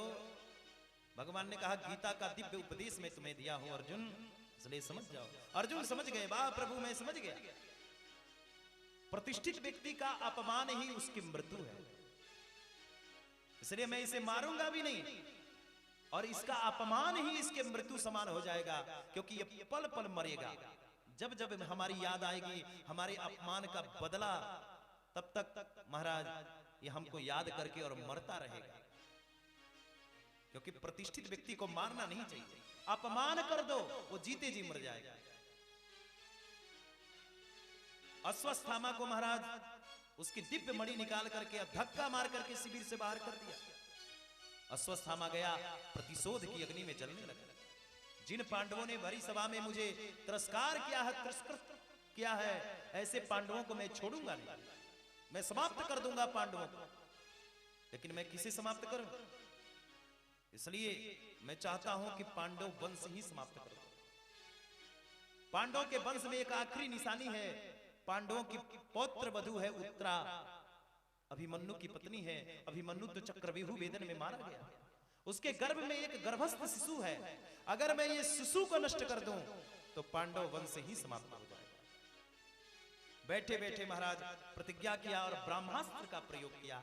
आज भगवान द्वारिका की चढ़ाई में है, रथ में बैठ रहे हैं, पांचों पांडव खड़े हैं, कुंती मैया सामने खड़ी हैं, भगवान को विदाई कर रही है। इतने में अभिमन्यु की पत्नी उत्तरा दौड़ते हुए आई। पाही पाही महायोगिन देव देव जगत पते, नान्या तद भयं पश्ये यत्र मृत्यु परस्परम। पाही माम मेरी रक्षा करो, मेरी रक्षा करो। जैसे ही कहा मेरी रक्षा करो, मेरी रक्षा करो, भगवान ने कहा देवी क्या हुआ? तो महाराज ये तेज पुंज मेरी ओर लौटता चला आ रहा, इसलिए कहीं ऐसा ना हो कि मैं नष्ट हो जाऊं, मैं समाप्त हो जाऊं। इसलिए आप मेरी रक्षा करो या ना करो, लेकिन मेरे गर्भ में जो बालक है, हे प्रभु आप उसकी रक्षा करो। भगवान ने तुरंत एक सूक्ष्म रूप धारण करके और जाकर के उत्तरा के गर्भ में और ऐसे चक्र घुमाया कि महाराज परीक्षित की रक्षा हो गई, उस पुत्र की रक्षा हो गई। भगवान एक तरफ से उत्तरा के सामने भी खड़े हैं, देवी तुम ठीक तो हो? उत्तरा ने कहा प्रभु आपकी कृपा से आज मेरे गर्भ की रक्षा हो गई। अच्छा देखो उत्तरा होशियार कितनी है। उत्तरा के ऊपर जब संकट आया तो उत्तरा ने कहा हे प्रभु मेरी रक्षा मत करो। क्या कहा उत्तरा ने? उत्तरा ने कहा हे प्रभु आप मेरी रक्षा करो या ना करो, मेरे गर्भ की रक्षा करो, और मां रहेगी तभी तो गर्भ रहेगा। इसलिए उत्तरा ने सोचा कि अगर मैं कहूं कि हे गोविंद मेरी रक्षा करो तो शायद भगवान मेरी रक्षा कर दें और मेरे गर्भ को नष्ट कर दें। लेकिन जब उत्तरा ने कहा कि हे प्रभु आप मेरी रक्षा भले करो या ना करो, लेकिन मेरी गर्भ की रक्षा करो, तो भगवान ने उत्तरा की भी रक्षा कर दी और उत्तरा के गर्भ में जो बालक है उसकी भी रक्षा हो गई। यही भक्तों का मांगने का अपना अपना जरिया है। बहुत ऐसे होशियार भक्त होते हैं जिनकी मांगने की अपनी अपनी पद्धति है, परंपरा। एक बार एक यूपी में एक महाराज एक ठाकुर साहब थे। ठाकुर साहब वहां के क्षत्रियों को कहा जाता है, जो छत्री होते हैं उनको ठाकुर साहब कहा जाता है।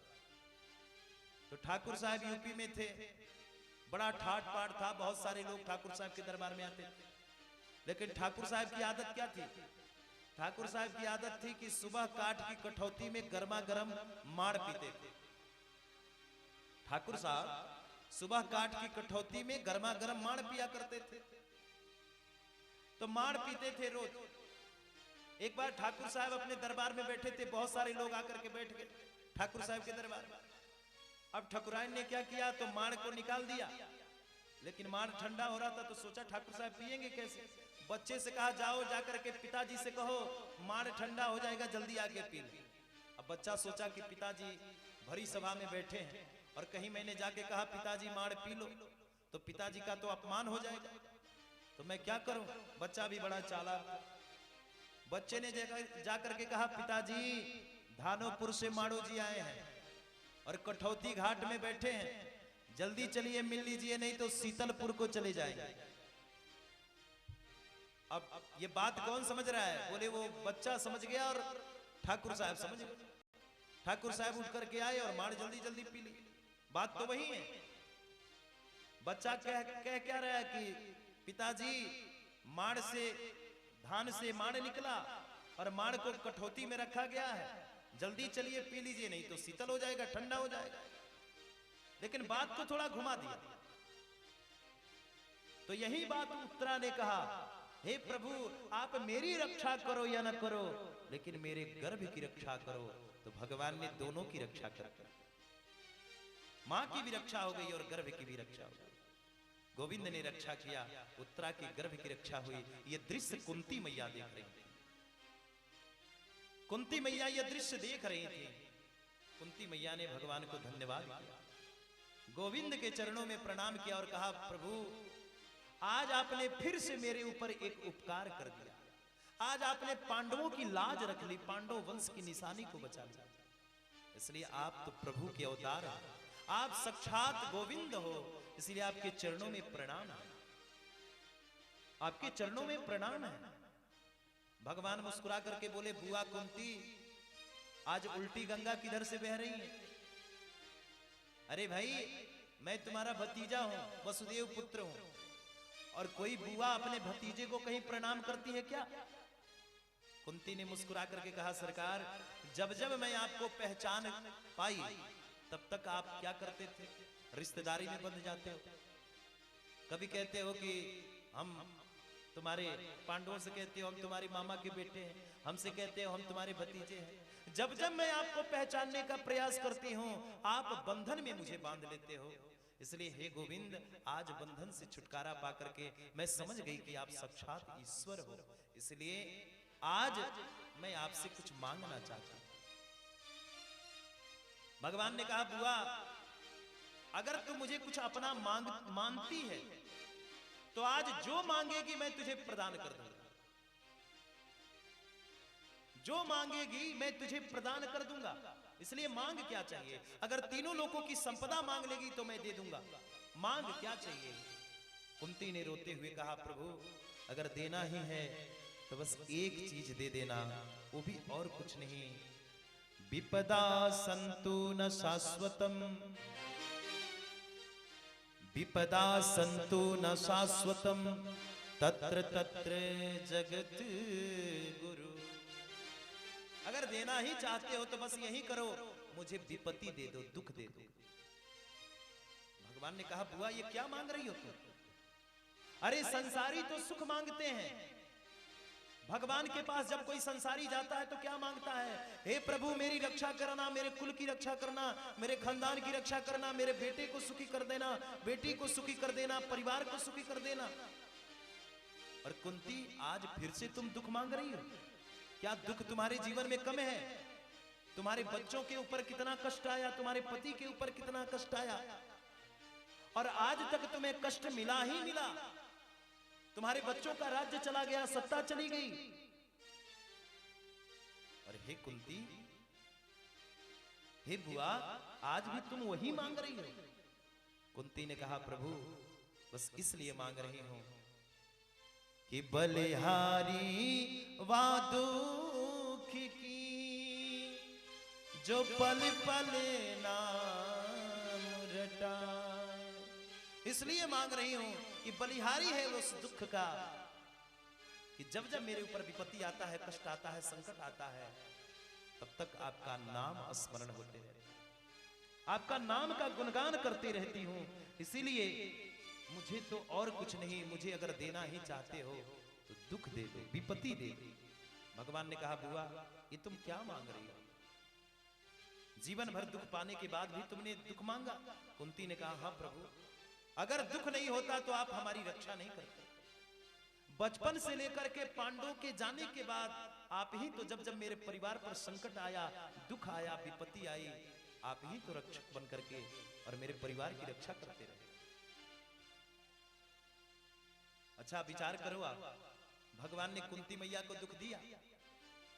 कुंती मैया ने क्या मांगा था भगवान से? क्या मांगा? दुख मांगा। लेकिन भगवान ने दिया दुख? अरे दिया क्या? नहीं दिया। क्यों? क्यों नहीं दिया? अरे भाई झोली में रहेगा तब तो देंगे।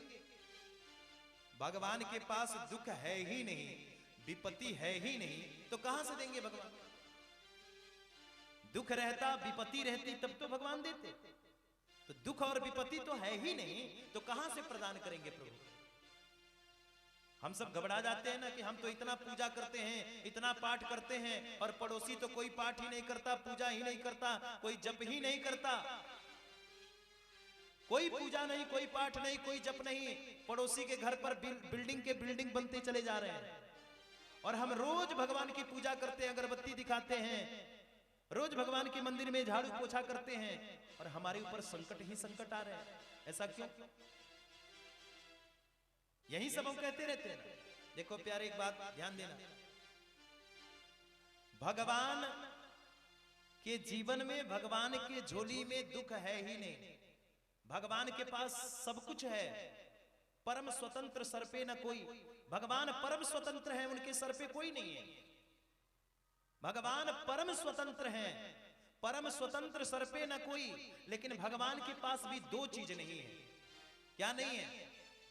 पहला, भगवान के पास दुख नहीं है, और दूसरा, पहला तो भगवान के पास दुख नहीं है, और दूसरा क्या? भगवान के पास मन नहीं है। अच्छा, भगवान तो चलते कैसे? बिना मन का आदमी कैसे होगा? भगवान के पास मन नहीं है तो चलते कैसे? बोले भक्तों के मन से। जहां जहां भक्त जैसे जैसे भगवान को चलाते हैं और जैसे जैसे बुलाते हैं, उन भक्तों के मन से भगवान चलते हैं। और दुख होता तो दुख तो कुंती ने झोली फैला के मांगा, लेकिन गोविंद ने दिया ही नहीं। क्यों? क्योंकि दुख है ही नहीं। भगवान क्या है? जो आनंद सिंधु सुख राशि, आनंद के सागर है। इसलिए प्यारे, हम जो कहते हैं ना कि हम पूजा पाठ करते हैं, हमें दुख मिलता है, कष्ट मिलता है, उन मूर्खों को समझाने की आवश्यकता है। अरे भाई, बोया पेड़ बबूर का तो आम कहां से पाए? हमारे पूर्व जन्म के जो हमारे प्रारब्ध हैं, जो कर्म हैं, वो हमें आज भी हमें सता रहे हैं, कष्ट दे रहे हैं। इसलिए उस व्यक्ति का पाप कृत कर्म करने के बाद भी अगर वो बढ़ रहा है और वो बढ़ता चला जा रहा है, तो समझ लेना चाहिए कि इस जन्म में उसका पाप, इस जन्म का पुण्य उसका नष्ट हो रहा है, और पिछले जन्म का जो पुण्य है वो उसका फलीभूत हो रहा है।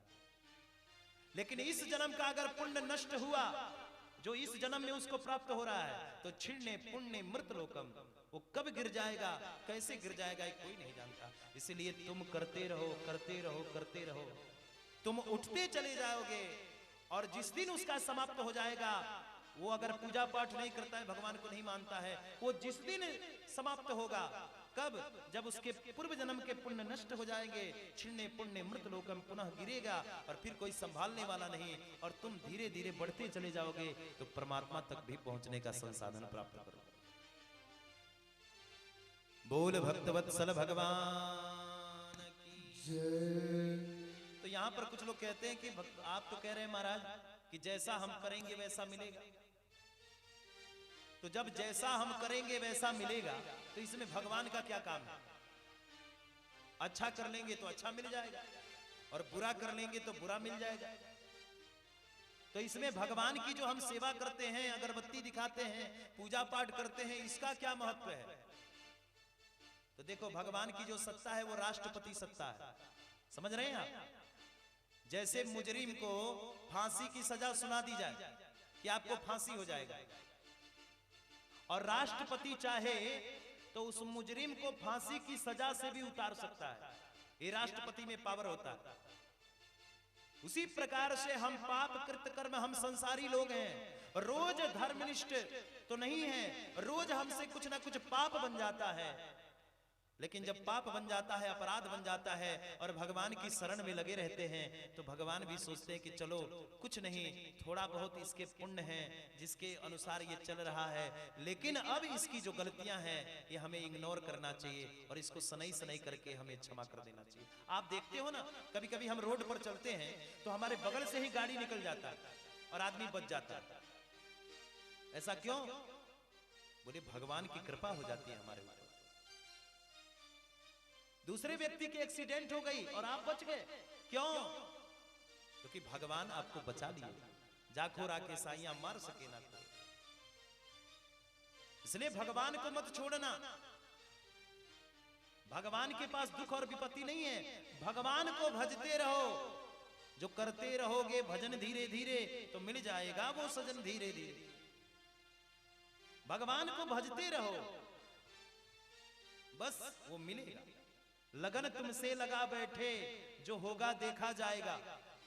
एक आंसू कवि का बड़ा सुंदर शेर है, लगन तुमसे लगा बैठे, जो होगा देखा जाएगा। और तुम्हें अपना बना बैठे, जो होगा देखा जाएगा। कभी दुनिया से डरते थे गोविंद, तो छुप छुप याद करते थे। अब शर्म हम बेच खा बैठे, जो होगा देखा जाएगा। भगवान से तो बस इतना ही कहना है, इतना ही मांगना है और कुछ नहीं। इतना कह लो और इतना ही मांग लो कि हे प्रभु आप हमारी रक्षा करते रहे। भगवान ने कुंती को दुख नहीं दिया और भगवान वहां से पांडवों को लेकर के, अर्जुन को लेकर के, और भगवान निकल पड़े। कहां? द्वारिका। द्वारिका में द्वारिका वासियों ने जब सुना कि भगवान आ रहे हैं, सारे के सारे द्वारिका वासी भगवान की स्वागत करने लगे। सबने भगवान को याद किया। भगवान ने द्वारिका वासियों से पूछा, द्वारिका वासियों ठीक हो? सबने कहा गोविंद आपकी कृपा है, हे प्रभु आपकी कृपा है, आपकी कृपा से ही प्रभु हम चल रहे हैं। भगवान ने अपने ब्रजवासियों के साथ, अपने लोगों के साथ भगवान द्वारिका में समय व्यतीत करने लगे। इधर भगवान के जो परिकर थे यदुवंशी, 56 करोड़ थे। 56 करोड़ यदुवंशियों पर श्राप लगा। 56 के 56 करोड़ यदुवंशियों के ऊपर श्राप लगा। और भगवान जब समझाए तो 56 के 56 करोड़ नहीं माने। आपस में लड़ भिड़ करके सारे यदुवंशी समाप्त हो गए। भगवान भी 126 वर्ष के बाद स्वशरीर, भगवान को भी एक बहेलिया ने तीर मारा और चरण में लगा। भगवान भी अंतर ध्यान हो गए। भगवान के जाने के बाद जब अर्जुन ने सुना कि भगवान जा रहे हैं, तो अर्जुन विलाप करके रोने लगे। हे गोविंद आप जा रहे हो दारादान से? भगवान ने कहा अर्जुन मुझे जाना पड़ेगा, क्योंकि अब मेरा समय पूरा हो गया और मेरा गोलोक धाम भी तो मेरा इंतजार कर रहा है, इसलिए वहां भी मुझे जाना पड़ा। भगवान ने उसी समय उद्धव जी को बुलाया और कहा उद्धव मैं तो जा रहा हूं, इसलिए ध्यान रहे उद्धव, इस संसार में मेरा एक संदेश मेरे परम लाडले भक्त श्री विदुर जी को सुना दो। बता दो। देखो भगवान जा रहे हैं संसार से, लेकिन याद किसको करके जा रहे हैं? बोले विदुर जी को याद करके जा रहे हैं। ध्यान देना प्यारों, जिस विदुरानी ने भगवान को केले की छिलका खिला दी, आज भगवान ने कहा कि आज मुझे विदुर की बहुत याद आ रही है, आज उस काकी की बहुत याद आ रही है। विदुर को याद करते करते भगवान, यही है प्रेम। जीवन में आप किसी को कुछ दो या ना दो, आपसे हो सकता है ये संसारी प्रेम में कुछ भी ले ले, लेकिन भगवान तो आपसे कुछ मांगते नहीं। भगवान आपसे बस एक ही चीज मांगते हैं, प्रेम। प्रेम मांगते हैं और भगवान को कुछ नहीं चाहिए, कोई कुछ नहीं भगवान को चाहिए। बस अगर भगवान को कुछ चाहिए तो प्रेम देते रहो। भाव का भूखा हूं मैं, भाव ही भव सारे है, और यदि भाव से भजता रहे तो भव से बेड़ा पार है। भगवान सदा भाव के भूखे हैं, इसलिए अगर भगवान को कुछ देना है तो भाव दो और कुछ नहीं। अर्जुन लौट करके आए, कुंती मैया ने सुना कि गोविंद नहीं रहे, कुंती मैया का प्राणांत हो गया। देखो भगवान के भक्त बहुत हुए, लेकिन भगवान के लिए किसी ने प्राण दिया हो, ऐसे भक्त नहीं हुए। रामावतार में एक हुए महाराज दशरथ, राम राम कही राम कही, राम राम कही राम। महाराज दशरथ ने भी प्राणांत कर दिया और द्वापर में एक भक्त हुई कुंती। कुंती ने सुना कि गोविंद नहीं रहे तो कुंती ने भी प्राणांत कर दिया। अब इधर पांडवों को पता चला। पांडवों ने विचार किया कि अब तो सब चले गए, एक नन्हे से परीक्षित हैं, परीक्षित को राज्य दिया और पांडव भी स्वर्ग यात्रा के लिए निकल गए। स्वर्ग और किसके साथ? बोले द्रौपदी के साथ। सारे के सारे पांडव और द्रौपदी मिलकर के स्वर्ग जा रहे हैं।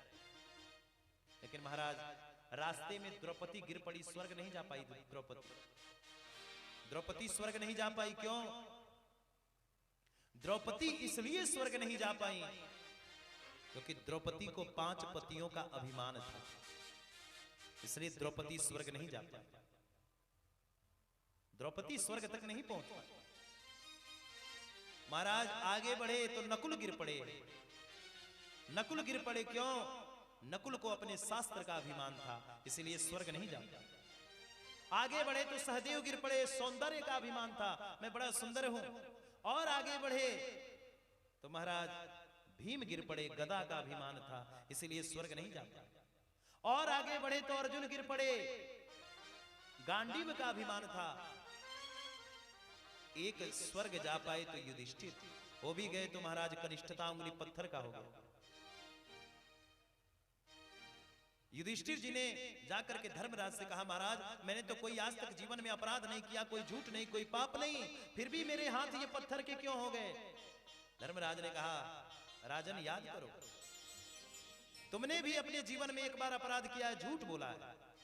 अश्वत्थामा हता है, तुमने कहा कि अश्वत्थामा नाम का हाथी मारा गया। अश्वत्थामा युद्ध कर रहे थे, धनुष बाण को तोड़ दिया, छोड़ दिया। और अश्वत्थामा के बारे में जब सुना तो द्रोणाचार्य ने धनुष बाण छोड़ दिया। और छोड़ने के बाद हुआ क्या?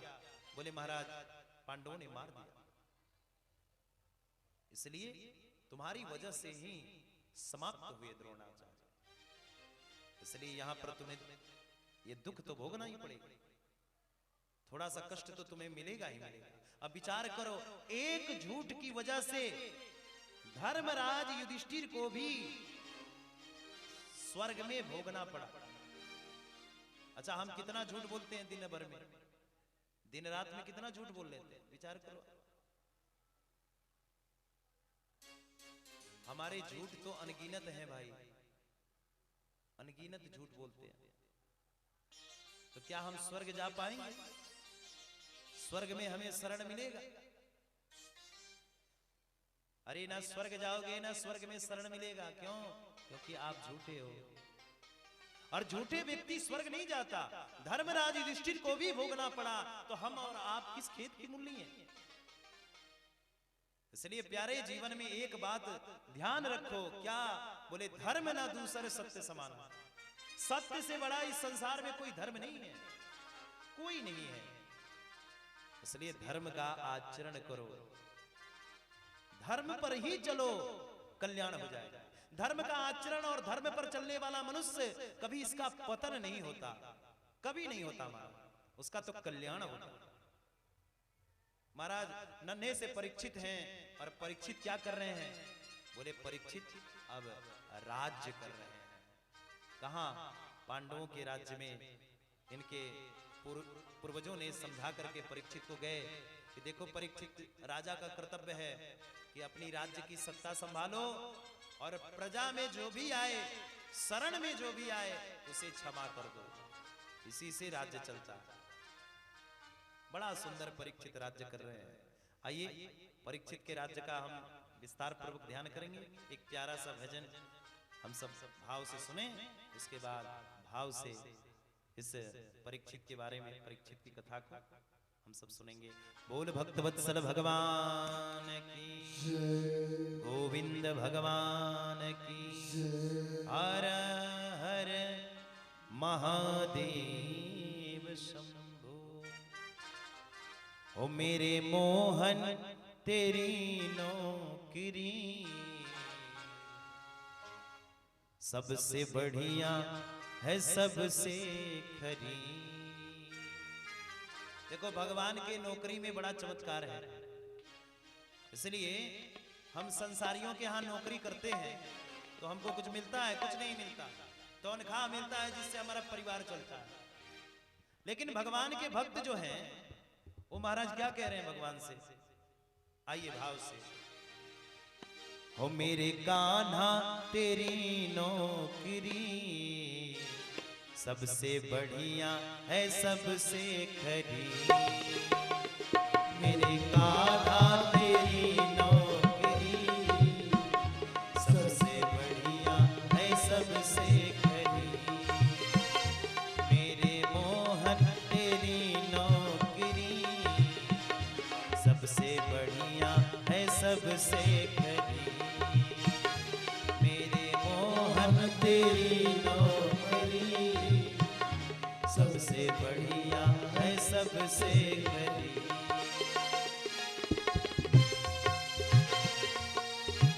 हरि बोल।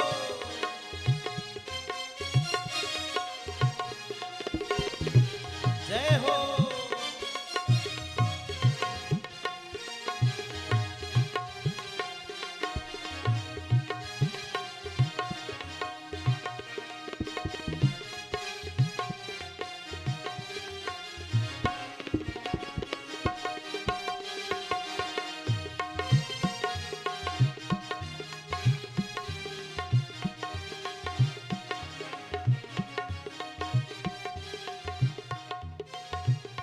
हो जब से तेरा गुलाम हो गया तब से मेरा भी नाम हो गया, जब से तेरा गुलाम हो गया तब से मेरा भी नाम हो गया, जब से तेरा गुलाम हो गया तब से मेरा भी नाम हो गया, जब से तेरा गुलाम हो गया तब से मेरा भी नाम हो गया।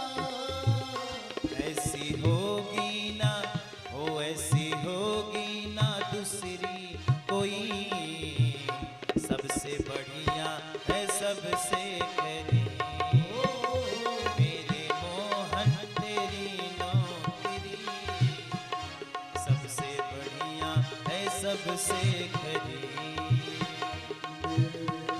हरि बोल।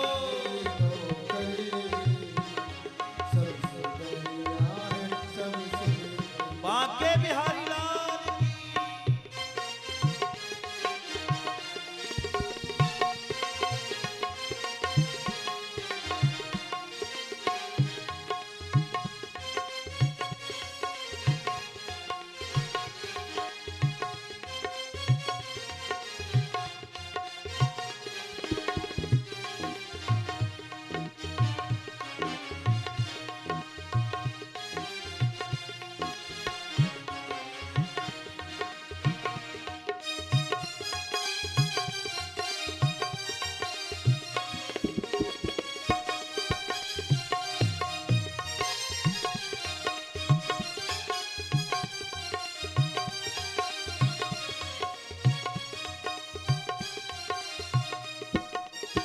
ओ खुश नसीबी का क्या गुल खिला, जब से मुझको तेरा दर मिला, खुश नसीबी का क्या गुल खिला, जब से मुझको तेरा दर मिला, खुश नसीबी का क्या गुल खिला, जब से मुझको तेरा दर मिला, खुश नसीबी का क्या गुल खिला, जब से मुझको तेरा दर मिला, खुश नसीबी का क्या गुल खिला,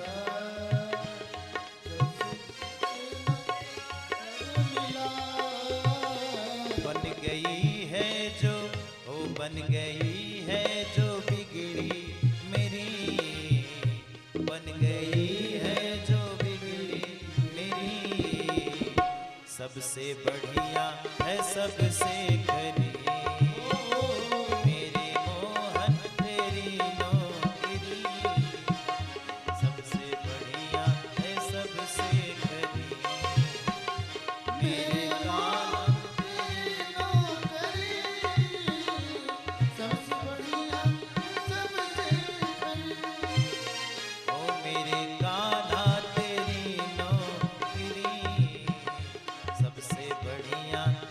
सबसे करे। बोल भक्तवत्सल भगवान की जय, बांके बिहारी लाल की जय। हर हर महादेव शंभो। परीक्षित अपने राज्य में राज्य करने लगे भाव से। राज्य की सत्ता, राज्य की व्यवस्था बहुत बढ़िया चल रही थी।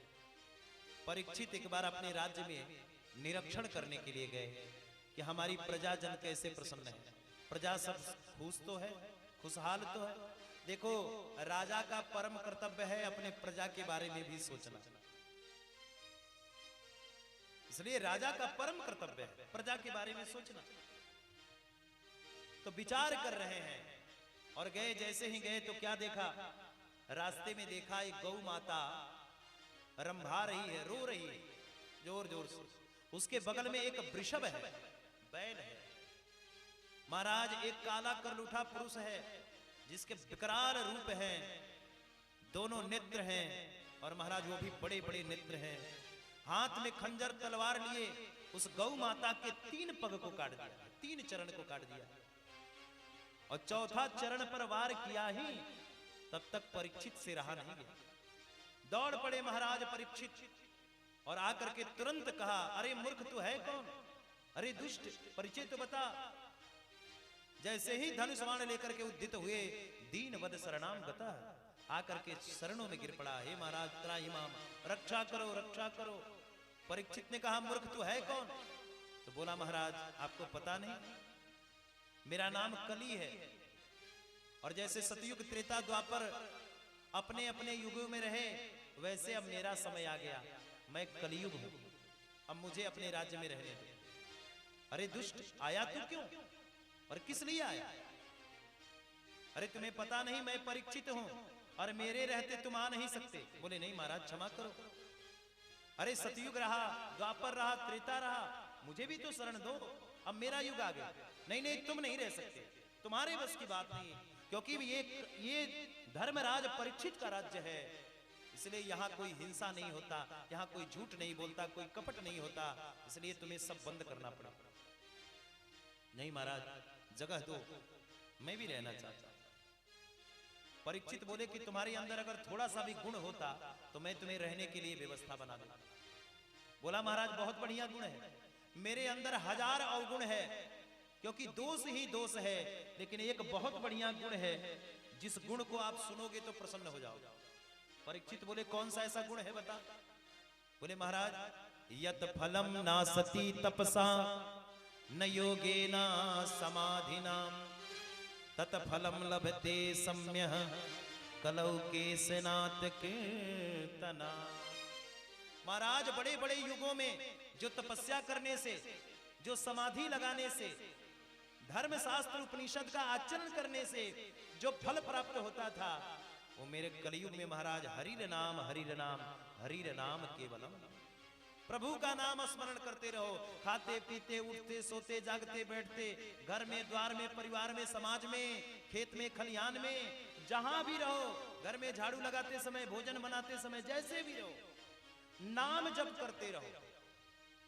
नाम जप करने से ही कल्याण हो जाएगा। देखो कितनी बड़ी बात कह दी। परीक्षित बोले, वाह भैया, अरे भाई जो सतयुग त्रेता में द्वापर में महाराज तपस्या करने से, समाधि लगाने से जो फल मिलता था वो नाम जप में इतना प्रभाव है। बोले, हाँ महाराज, तब तो ठीक है, मैं तुम्हें रहने के लिए 4 कमरा प्रदान करता, 4 जगह आराम से रहो परिवार के साथ। कलयुग बोला, कौन कौन सा? परीक्षित बोले, ध्यान से सुनो, मैं तुम्हें बताता हूं। ध्रुतम पानम स्त्रिया सोना, ध्रुतम पानम स्त्रिया सोना, यत्र धर्माश्चतुर्विधि। जहां जुआ खेला जाए वहां तुम रहो, जहां शराब पिया जाए वहां तुम रहो, जहां वैश्यावृत्ति होती हो वहां तुम रहो, और जहां हिंसा होती हो वहां तुम रहो। कांपने लगा कलयुग। बोला, महाराज अरे परिवार के साथ आया हूं रहने के लिए, और ऐसी जगह दे रहे हो कि जहां अपने परिवार के साथ भी न रहो। अरे पवित्र जगह दे दो, बढ़िया जगह दे दो कि आनंद पूर्वक रह सके। ऐसा तो कोई पवित्र जगह दो, आनंद इसके साथ रहो। तो बोले, हाँ पवित्र जगह में तुम्हें क्या दे सकता हूं, तुम उसी के लायक हो। कांपने लगा, महाराज ऐसा मत करो, 4 कमरा तो आपने दिया, लेकिन एक बढ़िया वाला दे दो जो ड्राइंग रूम की तरह हो, परिवार के साथ है, परिवार भी तो रहेगा। तो ठीक है, मैं तुम्हें एक और कमरा देता हूं। धातु नाम आस्मिन कांचनम, सोने में तेरा वास हो। तब तो महाराज जैसे ही कहा सोने में वास हो, प्रसन्न हो गया कलियुग। देखो इसी श्रीमद् भागवत के दूसरे स्कंद में परीक्षित कहते हैं धातु नाम आस्मिन कांचनम, सोने में तेरा वास हो। और इसी श्रीमद् भागवत के 12 स्कंद में भगवान कहते हैं धातु नाम आस्मिन कांचनम, हे उद्धव मेरा स्वरूप है, मैं सोने में निवास करता हूं। तो इसी श्रीमद् भागवत के भगवान कह रहे हैं दूसरे स्कंद में, परीक्षित कह रहे हैं धातु नामास्मिन कांचनम, सोने में कलयुग का वास। और श्रीमद् भागवत में ही भगवान कह रहे हैं कि सोने में मेरा वास। तो कौन से सोने में भगवान का वास है और कौन से सोने में कलयुग का वास है, अब इस पर विचार करने योग्य बात है। तो देखो ईमानदारी का जो 1 नंबर का कमाया हुआ सोना है उसमें कौन, बोले भगवान। और बेईमानी का जो डुप्लीकेट करके, चोरी करके, बेईमानी करके जो सोना हम पहन रहे हैं उसमें कौन, बोले कलयुग। ईमानदारी से जो सोना पहन लिया वो सोना हमारा, और बेमनत्व की पैसा से जो हम सोना पहन रहे हैं, किसी का लूट करके, किसी को धोखा दे करके, उसमें सब में कलयुग निवास कर रहा है। यही तो विशेषता। इसलिए संसार में कोई ऐसा वस्तु नहीं जिसमें दोष न हो। जड़ चेतन गुण दोषमया विश्व किन्नी करतार, सब कुछ में दोष है। लेकिन प्यारे अगर वही चीज भगवान को चढ़ा दिया जाए और चढ़ा करके भगवत प्रसादी बना करके ग्रहण कर लिया जाए तो वो दोष भी महाराज पुण्य में बदल जाता है। गोस्वामी जी ने रामचरितमानस में कहा ना, तुम ही निवेदित भोजन करही, तुम ही निवेदित भोजन करही, तुम ही निवेदित भोजन करही, तुम ही निवेदित भोजन करही, प्रभु प्रसाद पटभूषण धरही, प्रभु प्रसाद पटभूषण धरही। संसार में कुछ भी अगर खाना है, चढ़ाना है, भगवान को चढ़ाओ, भगवान को खिलाओ तब खाओ। अब अन्न में महादोष, लेकिन वही अन्न घर में बनाते हो और वही अन्न घर में बना करके तुलसी दल छोड़ दो तो वो अन्न थोड़ो रहेगा, वो क्या हो जाएगा, बोले भगवत प्रसाद हो जाएगा। और भगवत प्रसाद बना करके पालोगे तो तुम्हारा कल्याण हो जाएगा। लेकिन अब तो हमारे घर में अन्न ही शुद्ध नहीं महाराज, हमारे घर में अन्न ही शुद्ध नहीं है। अरे घर में भोजन बढ़िया बनता है, कैसे बनेगा बढ़िया, हमारी आदत बन गई, हम तो चटनी और चूरन और मसाले के पीछे पड़े हैं। क्या बोले महाराज अब तो घर की किचन भी शुद्ध नहीं रहा। किचन में महाराज रोज संडे हो या मंडे रोज खाओ अंडे, किचन ही शुद्ध नहीं रहा हमारा। और हम अपने अपने घर में भगवान की पूजा करते हैं, रोज भगवान का अगरबत्ती करते हैं, जय जगदीश हरे स्वामी जय जगदीश हरे, हे प्रभु कल्याण करना रक्षा करना। और घर में जब 4 दिन अंडा बनेगा, घर में जब 5 दिन मांस बनेगा तो विचार करो, हमारे शास्त्र कहते हैं एक मांस का टुकड़ा अगर हम खा लें तो 21 दिन तक शरीर अशुद्ध हो जाता है। एक मांस के टुकड़ा खाने से मनुष्य का शरीर 21 दिन तक अशुद्ध हो जाता है। 21 दिन तक वो छूने का अधिकारी नहीं होता, देवताओं को पूजा करने का अधिकारी नहीं होता। और 21 दिन के बीच में कहीं एक बार और खा लिया तो फिर अशुद्ध हो गया, फिर उसके बीच में एक बार और खा लिया तो हम तो जीवन पर्यंत मरते समय अशुद्ध ही अशुद्ध हैं। और हम रोज अगरबत्ती दिखा रहे हैं तो भगवान स्वीकार करेंगे क्या, भगवान हमको मिलेंगे क्या? नहीं, हमें तो शुद्धता का आचरण करना पड़ेगा। मनुष्य के लिए मांसाहार पद्धति नहीं है। मनुष्य क्यों बनाया गया? शाकाहारी है मनुष्य। मनुष्य शाकाहारी। अच्छा, गाय चाहे जो भी विपत्ति में जी ले, गाय कभी घास खाना छोड़ेगी? गाय मांस नहीं खाती, बैल मांस नहीं खाता। लेकिन कुत्ता को कहोगे तो कुत्ता खाएगा कि नहीं खाएगा? क्योंकि वो मांसाहारी है। तो मांसाहारी व्यक्ति को मांस पसंद है, शाकाहारी व्यक्ति को शाकाहारी वस्तु पसंद है। लेकिन धन्य है ये मनुष्य, महाराज यहां तो जो दे दो सो खा जाएगा। इतना निकृष्ट और इतना निर्लज और इतना पतित कोई शरीर ही नहीं रहा जो मनुष्य शरीर अभी बना। यहां सब कुछ चलता है महाराज। गाय किसी भी परिस्थिति में, बैल किसी भी परिस्थिति में, घोड़ा किसी भी परिस्थिति में, गधा किसी भी परिस्थिति में, जो शाकाहारी वाले हैं वो मांस खा ही नहीं सकते। और बोले जो मांसाहारी हैं वो किसी भी परिस्थिति में शाकाहारी नहीं हो सकते। लेकिन हम तो दोनों खा रहे हैं। अरे कोई ऐसा वेद बता दो, कोई ऐसा शास्त्र, कोई ऐसा पुराण जिसमें लिखा हो कि मनुष्य के लिए मांस खाना जरूरी है, मनुष्य को मांस खाना चाहिए। है कोई तुम्हारे पास प्रमाण? अरे प्रमाण हो तो हम भी देखना चाहेंगे। अरे प्यारे, हम शाकाहारी हैं, ये कहां जा रहे हो? हमारी दुनिया कहां जा रही है? इसलिए जितना बन सके हमें सत्य का आचरण करो और दूसरे जीवों को मारना बंद करो, बंद करो। बोल भक्तवत्सल भगवान की जय। इसलिए कलयुग महाराज धातु नामास्मिन कांचनम। महाराज सोने में किसका वास? किसका वास? सोने में भगवान का वास जो ईमानदारी का है, और बेईमानी के सोने में कलयुग का वास। लेकिन अब किसी ने कहा महाराज सोना पहनने के लिए तो थोड़ा बहुत झूठ बोलना ही पड़ेगा, बेईमानी बिना किए सोना कैसे आएगा गले में? तो पहले भगवान को पहनाओ और भगवत प्रसादी बना करके फिर अपने गले में धारण करो, उसका दोष समाप्त हो जाएगा।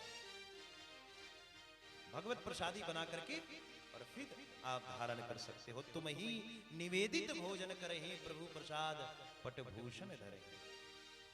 अब तो महाराज सोने में बास दिया और तुरंत गया परीक्षित, और परीक्षित के स्वर्ण मुकुट में ये कलयुग बैठ गया। और परीक्षित ने आज सबसे पहला क्या किया? बोले एक संत का अपराध कर दिया। इतना धर्मनिष्ठ महात्मा कलयुग में, इसीलिए बुद्धि बिगड़ रही है, मति बिगड़ रही है। भगवान से जो विमुख हो गया उस पर कलयुग निवास करता है, और भगवान को जो पकड़ के चलेगा उसके ऊपर तो कलयुग आएगा ही। गया और स्वर्ण मुकुट धारण किया। अच्छा, यहां पर एक और प्रश्न लोग खड़ा करते कि महाराज जी आप कह रहे हो कि बेईमानी के सोना में कलयुग रहता है, तो परीक्षित ने भी बेईमानी का सोना पहना था? बोले बिल्कुल पहना था। परीक्षित ने जो स्वर्ण मुकुट पहना था वो भी बेईमानी का था। क्यों? बोले मगध नरेश, ये मगध, आप जाओगे गया क्षेत्र, ये मगध क्षेत्र है। मगध नरेश जरासंध को छल पूर्वक पांडवों ने मार करके उसका राजसी मुकुट ला करके अपने राज्य को उसमें रखा, छला हुआ मुकुट, और वही मुकुट परीक्षित पहन के आज जा रहे हैं। इसीलिए उसी छला हुआ मुकुट में कलयुग जाकर के बैठा और संत का अपराध हुआ, साधु का अपराध हुआ। समीक मुनि के गले में मरा हुआ सर्प डाल दिया। श्रृंगी उनके पुत्र हैं, श्रृंगी ने कह दिया अरे मूर्ख, अरे मूर्ख, मेरे पिता के गले में मरा हुआ सर्प तुमने डाला है, इसीलिए तुम तो शाप देने योग्य राजा हो, मैं तुम्हें शाप देता हूं। जा, आज के 7वें दिन तक्षक आएगा और तुम्हें डस लेगा। इति लंघित मर्यादम तक्षमे समय, 7वें दिन तू भस्म हो जा। आकर के श्रृंगी ऋषि अपने पिता समीक के पास रोने लगे। समीक बाबा खड़े हुए, अरे पुत्र क्यों रो रहे हो? श्रृंगी ने कहा पिताजी आपके गले में मरा हुआ सर्प इस राज्य के राजा परीक्षित ने डाल दिया। अरे पुत्र कहीं तुमने श्राप तो नहीं दिया? हाँ पिताजी मैंने श्राप दे दिया। अरे मूर्ख, ये तुमने क्या किया? अरे परीक्षित धर्मात्मा थे, एक अपराध के कारण उनको ये उनके साथ ऐसा हो गया और तुमने परीक्षित को श्राप दे दिया। पुत्र तुमने अनर्थ कर दिया। वो राजा थे और राजा अगर किसी प्रजा के जन के दरवाजे पर आए तो राजा का स्वागत करना चाहिए। इसलिए भारत को परीक्षित जैसा राजा नहीं मिलेगा। भारत में राजा तो बहुत होंगे लेकिन धर्मनिष्ठ कोई नहीं होगा, धर्म संचार उनके अंदर नहीं रहेगा। इसलिए अब भारत को परीक्षित जैसा राजा नहीं मिलेगा। जा पुत्र जितना जल्दी हो सके श्रृंगी ऋषि को समझाया। एक गौरमुख नामक ब्राह्मण गया, अभी राज्य मुकुट को निकाला ही था, परीक्षित ने तब तक ध्यान आई कि आज तो मैंने संत का अपराध कर दिया, कलयुग गया। इतने में गौरमुख गया और बोला महाराज आज के 7वें दिन आपकी मृत्यु हो जाएगी। परीक्षित थरथर कांपने लगे, बोले आज तो मैंने संत का अपराध किया है और साधु के अपराध का यही परिणाम है। ठीक है मुझे मर जाना उचित है लेकिन मैंने संत का अपराध किया। इसलिए तुरंत इनके पुत्र हैं जन्मेजय, जन्मेजय को बुलाया और जन्मेजय से कहा जन्मेजय मैं जा रहा हूं।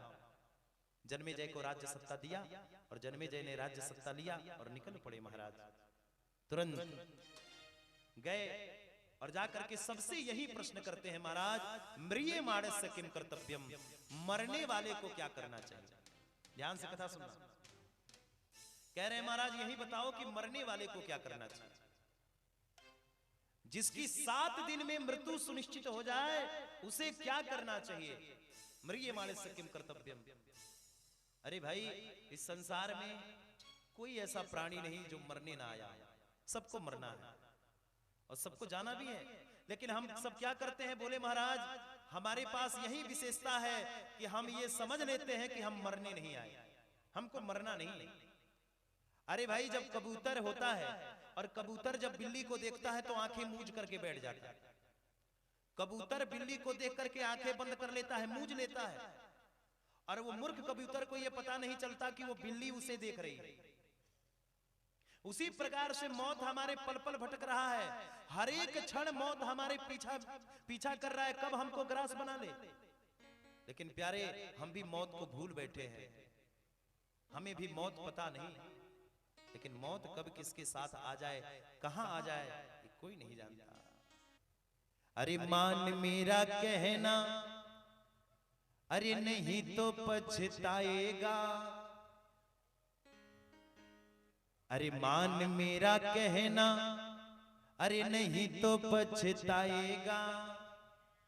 अरे मिट्टी का खिलौना मिट्टी में मिल जाएगा, मान मेरा कहना नहीं तो पछताएगा, मान मेरा कहना नहीं तो पछताएगा। मिट्टी का खिलौना मिट्टी में मिल जाएगा, मिट्टी का खिलौना मिट्टी में मिल जाएगा, मिट्टी का खिलौना मिट्टी में मिल जाएगा, मिट्टी का खिलौना मिट्टी में मिल जाएगा। हरि बोल।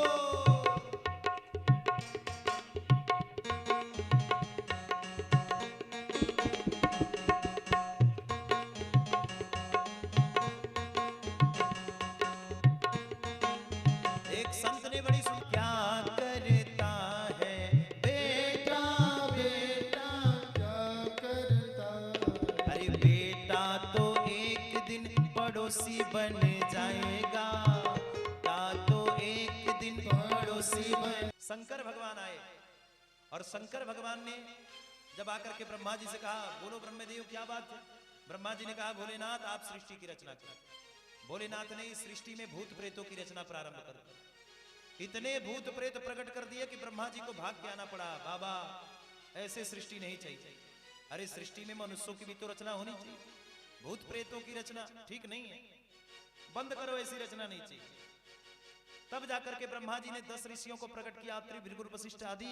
सबसे छोटे पुत्र हुए देव ऋषि नारद ब्रह्मा जी। अब जाकर के अपने छाया से कर्दम ऋषि को प्रकट किया, मनोहर वाणी से सरस्वती को प्रकट किया ब्रह्मा जी ने, और अपने दाहिने कुक्ष से एक ऋषि को प्रकट किया मनुष्य को, जिसका नाम रखा मनु, और बाएं कुक्ष से एक कन्या को प्रकट किया जिसका नाम हुआ शतरूपा। मनु और शतरूपा से कहा तुम मैथुन सृष्टि की रचना करो। मनु और शतरूपा ने कहा महाराज हम सृष्टि की रचना करना तो चाहते हैं, लेकिन एक हिरणाक्ष नामक राक्षस है जिसने पृथ्वी को ही रसातल में रख लिया। जाकर के तुरंत ब्रह्मा जी को आई छींक, बाराह भगवान का प्रादुर्भाव हो गया।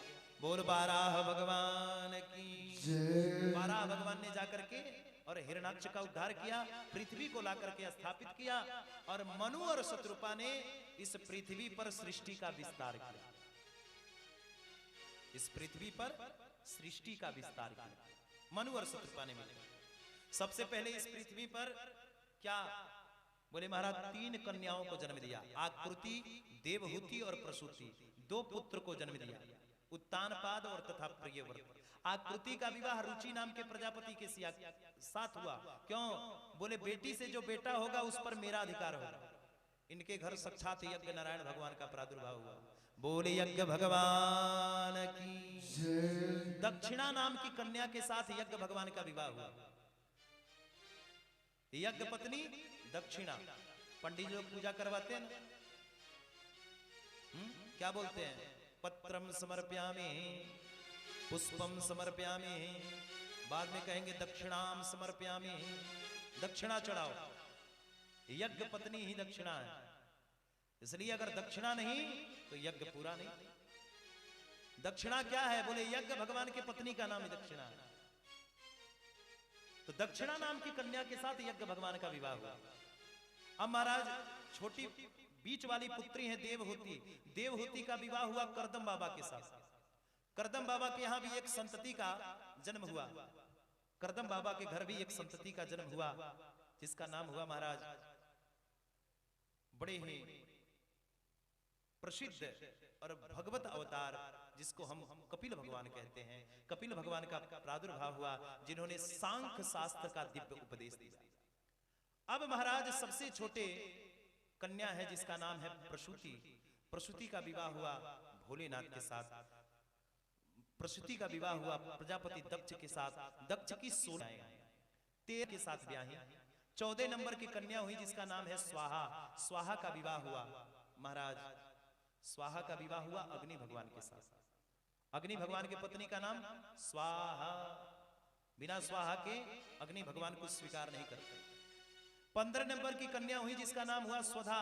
स्वधा का विवाह हुआ पितरों के साथ। और 16 नंबर की कन्या हुई सती। सती का विवाह हुआ भोलेनाथ के साथ। इसलिए 16 कन्याओं का विवाह हो गया। ये रही महाराज, ये किसकी सृष्टि है? बोले ब्रह्मा जी की सृष्टि है। इसलिए कल से इस सृष्टि का विस्तार पूर्वक हम सब सेवा सुनेंगे, और यहां से कथा प्रारंभ कल होगी 3य स्कंद से लेकर के, और कल 7म स्कंद, कल 6म स्कंद तक कथा चलेगी। उसके बाद परसों की कथा 6म स्कंद से लेकर के 10म स्कंद तक कथा चलेगी, जिसमें भगवान